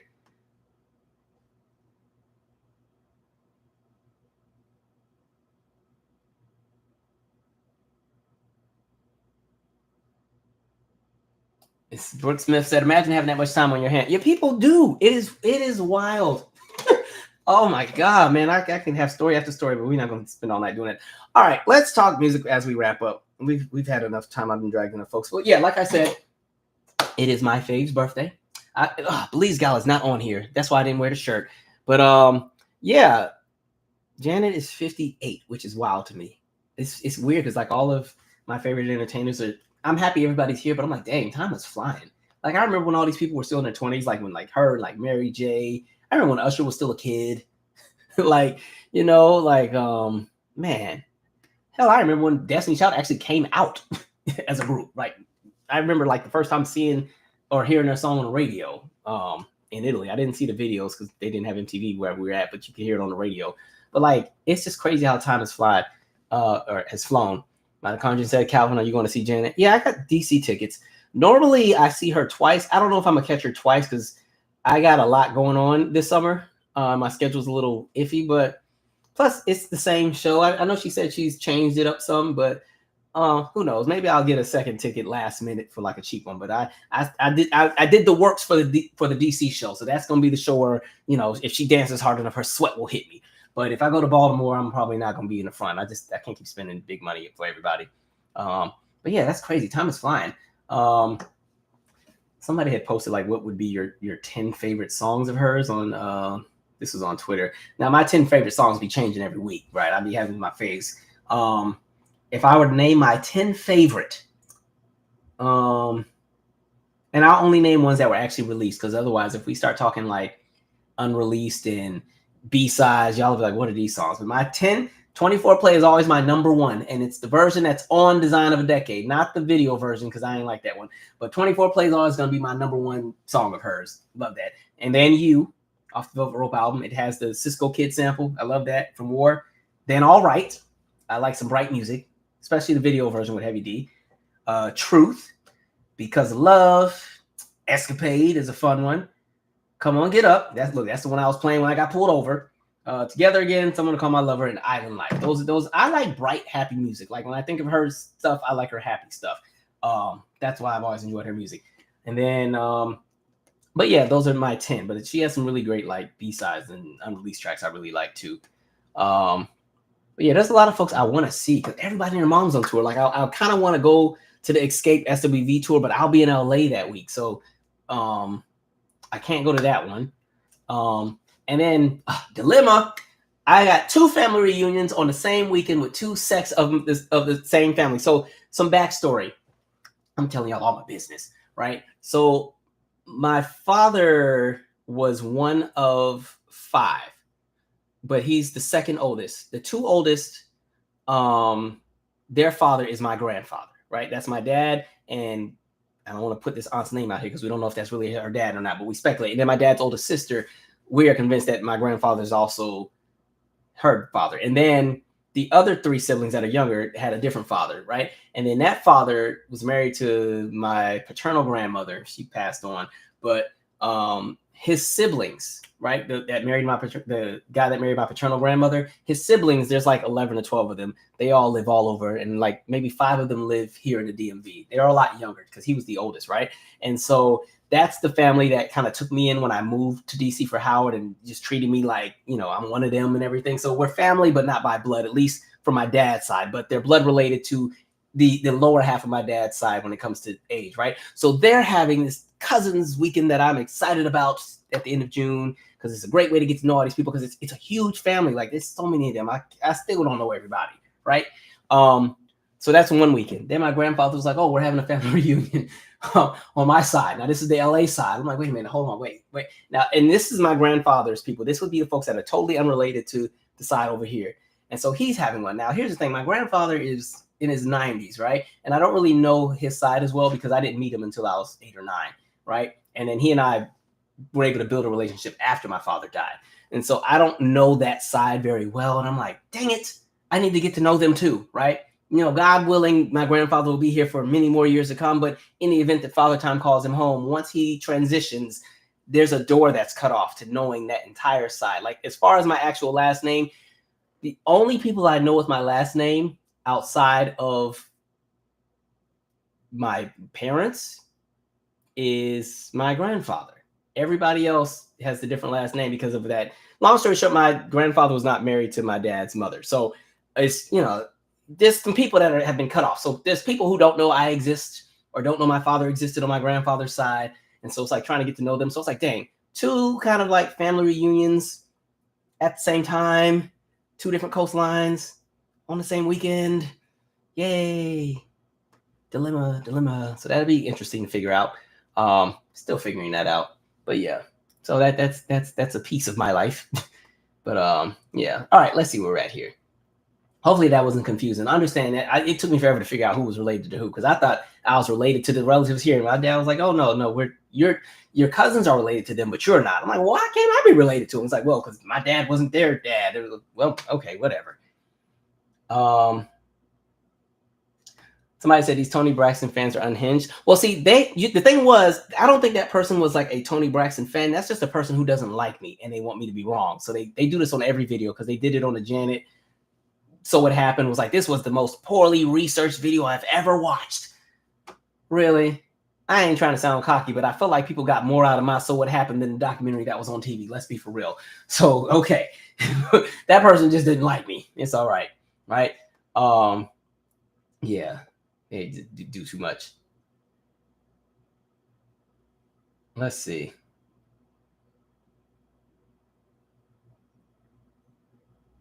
I like that Coco Jones song, Brooke Smith. I like that sample on that. That's a nice one. All right. I like that.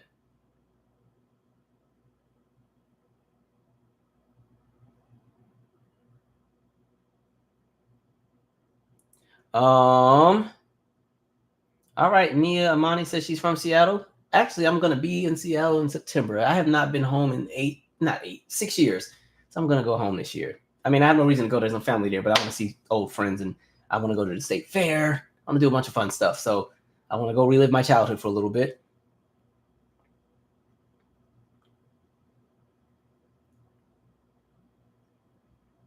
Runaway is a fave of mine. I like that song too. That's a fun one.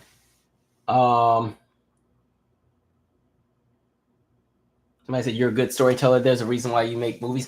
Well, yeah. So thank you for that. I know if I jump into another movie project, I'll actually direct it. I didn't direct this one. I mean, we did stuff together, but there's a director that directed this. I executive produced this one. So, I was the person paying for everything. But no, it was a cool experience. But I would love to jump more into directing. It's still a lot of work no matter what you do, but it's a cool thing, right? Let's see.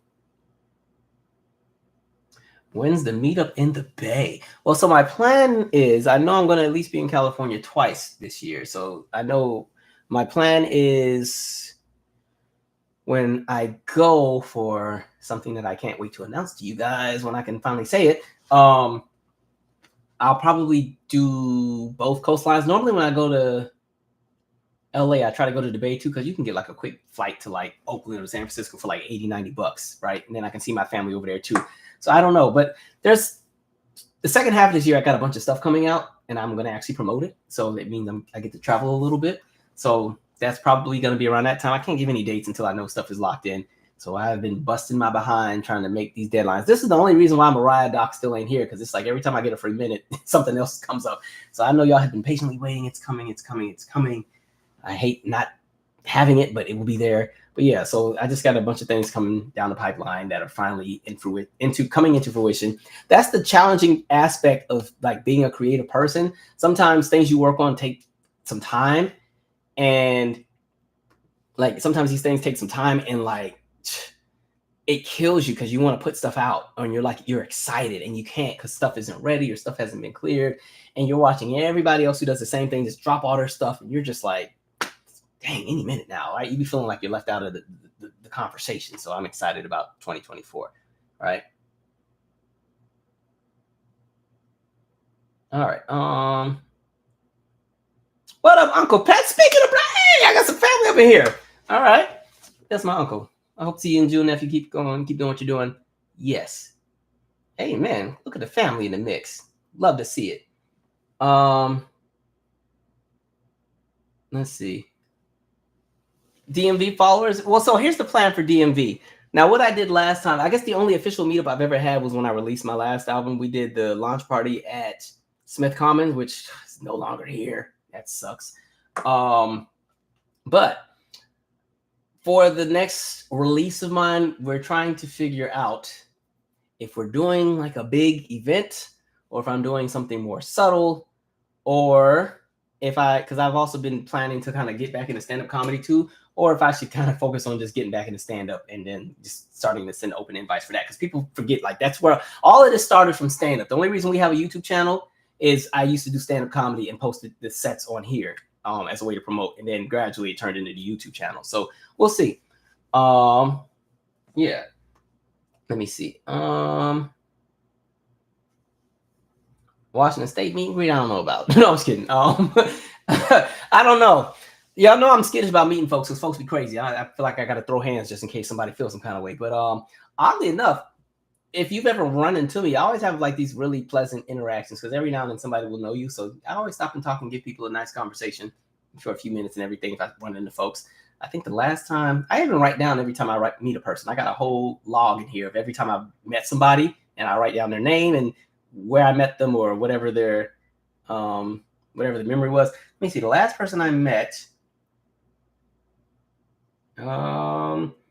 yeah, somebody named Andrew. I randomly ran into. I was walking to Racing Canes by Union Station, and they stopped me on the sidewalk. Like, oh, I know you. So yeah, it always happens all the time.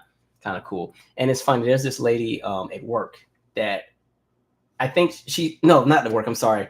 I go to Community of Hope AME, and there's this lady that I haven't told her. I was just gonna play around until she figured it out. But she's like, I know you from somewhere.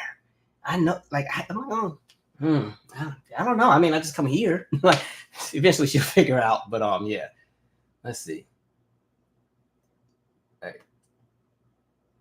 Let's see. But I do want to do some traveling too once we get some of this stuff released. So who knows? Maybe we'll just kind of skip around and stop in some different cities. Because there's a bunch of places. Like I'm likely in New York at some point this year. I know for sure LA is going to be a stop. LA's a stop. New York's a stop. Seattle's a stop. I'll be in Atlanta at some point.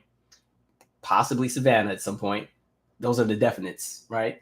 So who knows? We'll see. I'm trying to work on the Bay. I was supposed to actually be in the Bay in January. I didn't get to go, but I'll definitely be in the Bay at some point. I haven't seen that side of the family in forever. Let's see. Calvin, did you hear about the black child here in Minneapolis that was given drug-laced candy at school and was taken to the ER? I haven't seen. No, I didn't hear that one. Yeah, that's wild. People are weird. Why are you lacing the candy? Why? Somebody said over here waiting for the extended invite to the family reunion. Yeah, listen, I have never been to a family reunion, so I'm excited to go to either one. Like, yeah, I've never been to a family reunion before, so that would be really, really cool. Y'all know I'm gonna have my t-shirt on if they got t-shirts. I say, come to London, UK. I passed through one time when I was little. I haven't been there, but oddly enough, my largest music audience is the UK. The US, y'all be like whatever with it, but UK and Japan are like my two biggest audiences musically, which is kind of cool. I can't wait to finally have something new to put out because I hate that I have to still like. I don't like when people go to look up stuff and they have to go look up 2 albums from like 5 and 7 years ago. I'm like, oh, at some point I can't wait to have something new out. But yeah, UK is my largest music audience. It's pretty cool. All right, we're gonna start winding. What time is it? 12:30. Oh, this is one of our shorter lives. I guess because I got on so late. All right, so I'll hang for a few more minutes and then we're gonna call it a night. So get in your last minute comments and questions before we call it a night. And I got like 50 people to respond to who've all been texting me because for some reason when I get on live, that's when everybody wants to hit you up, right? And I got some texts from this morning I forgot to respond to. Like, man, yeah, I can't wait to do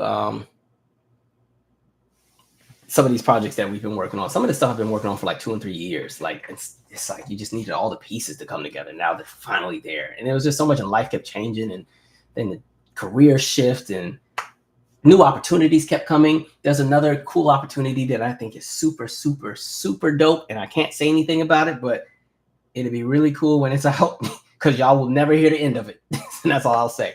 All right. Let's see. Anything else we got in here before we call it a night?